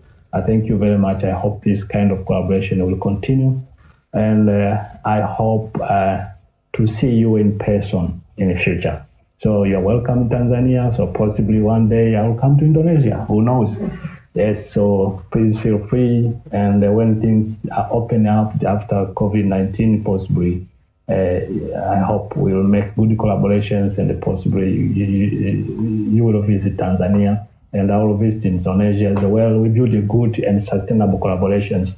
I'm happy that the discussion on the MOU between our two universities has been initiated. I connected one of your colleagues from your side with one of our international office in here, and I see some progress are going on. I think that's great. That's great. So thank you very much, and have a good conference and enjoy. Bye. Such a Such a delightful closing closing from from Mr. Mr. Thomas Thomas Gaffney Gaffney for the for the video. Thank video. you so Thank you much. so much. Even though Even you're though not you're with not us, with us, but if but you if have you have questions for questions all for all participants, participants, you may you may pass the pass the questions to the questions to the committee, and committee, we and will we will share it share to it to Dr. Dr. Thomas Gaffey. And then, for all participants, thank you so much for being with us since the morning until now, 12 o'clock. Like we said in the chat, that we are going to share several important information for you all. Don't forget, the link for attendance can be seen or can be found in the chat box. So you can see it in your chat box. So that's all for the seminar for today. We have all speakers talking about their expertise from business, education, and also technology. And then we hope you can still be with us, because after the break, it will be Q&A forum for your paper presentation. So here is the information. Saya akan mendeliver informasinya dalam dua bahasa, in bahasa and in English. So here is the first information. Informasi pertamanya yaitu full paper submission deadline 28 November 2020. Jadi full paper submissionnya kami tunggu tanggal 28 November. Kalaupun sudah selesai sebelum tanggal tersebut, silahkan langsung dikirim kepada panitia. Dan berikutnya, best presenter will be announcing via website and the certificate sent by email. Jadi untuk best presenter nanti akan ada announcement-nya via website dan juga jam 3 sore setelah ini juga ada announcement untuk best presenter. Dan certificate akan dikirimkan via email. Seminar kit will be sent ke LPPM atau institution address masing-masing universitas. Jadi untuk seminar kit Bapak Ibu mohon ditunggu karena akan kami kirim. And after that, the book of abstract can be accessed on the website. Kalau memang butuh book of abstractnya, silahkan di-download di website bis.unimma.ac.id. Next information about the proceeding. Information for proceeding publication depend on the full paper submission. Jadi untuk proceeding publicationnya kami belum bisa memberikan informasi ke proceeding mana, itu tergantung dari paper Bapak Ibu sekalian. Dan lagi informasi berikutnya, please stand by with us at 3 p.m. Jadi kita akan ke Q&A jam 1 siang, jadi jam 1 sampai jam 2 siang itu akan ada Q&A forum melewati sistem yang akan kami share. So there will be Q&A forum in our system, conference gate. So at 1 until 2 p.m., presenter may share the questions to other presenters. Jadi jam 1 sampai jam 2, Bapak Ibu silahkan menonton video yang Bapak Ibu lihat di sistem. Silahkan membuat pertanyaan 3 sampai 5 pertanyaan, itu untuk bisa diberikan ke presenter yang lain. Nah, jam 2 sampai jam 3 adalah waktu di mana Bapak Ibu dapat menjawab pertanyaan yang diberikan kepada Bapak Ibu sekalian. So please log in to your system with username and password because at 2 p.m. you are going to see the questions you got from other participants. Jadi jam 2 Bapak Ibu akan mendapatkan pertanyaan-pertanyaan yang didapatkan dari presenters lainnya. Begitupun dengan feedback. Gitu. Dan jangan lupa, don't forget to screenshot your My Q&A page. Jadi tolong di screenshot My Q&A page-nya, itu akan menjadi lampiran dalam link presenter certificate. Jadi saya ulangi sekali lagi Bapak Ibu, jadi silahkan di screenshot untuk page My Q&A-nya, itu untuk dilampirkan dalam link G-form yang akan kami share untuk kebutuhan presenter certificate. Karena kita tidak membuat parallel room seperti Zoom atau seperti di international conference yang lain, kita akan fully menggunakan sistem seperti itu. Dan the last but not least, if you need further information, do not hesitate to contact us via WhatsApp or maybe another media like website or email. Kalau ada pertanyaan-pertanyaan yang mungkin belum jelas, silahkan kontak kami via WhatsApp atau email kami atau di Telegram as well. Dan Bapak Ibu, sebelum kami tutup, at 3 p.m. we ask you to rejoin Zoom. Jam 3 sore silahkan rejoin Zoom-nya karena akan ada pengumuman the best presenters. Okay, and also pengumuman untuk pengumuman lainnya yang berhubungan dengan proceeding dan jurnal tujuan yang akan kita tuju untuk paper Bapak Ibu. Nah, dan ada Google Form juga yang akan kami share jam 3 sore. Agak banyak informasi, tapi kalau ada pertanyaan kami akan agak buka sesi pertanyaan untuk beberapa menit sebelum kita break. Apakah Bapak Ibu ada pertanyaan yang bisa kami bantu jawab secara live? Silahkan raise hand atau mungkin tulis di chat, ada yang informasi yang belum jelas. If you have any questions that you can share it live with us before break time, you can raise your hands or you can write it in the chat box.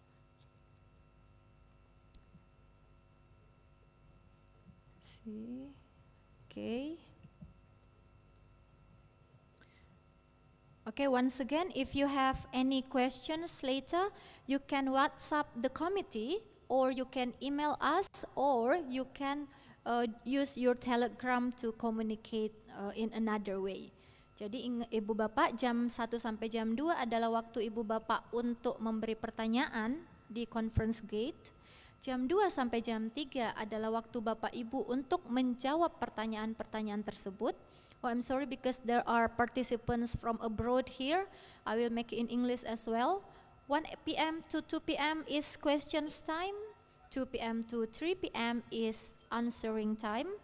At 3 p.m. jam 3 sore diharapkan untuk bisa bergabung lagi di Zoom bersama kami untuk pengumuman best presenter, link G-form, and dan pengumuman lainnya yang berhubungan dengan jurnal dan proceeding tujuan.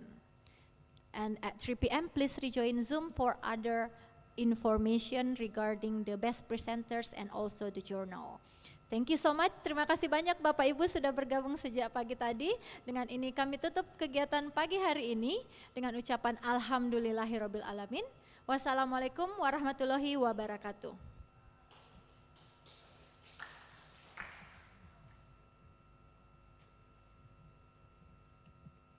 Saya sudah live duluan, gak apa-apa toh?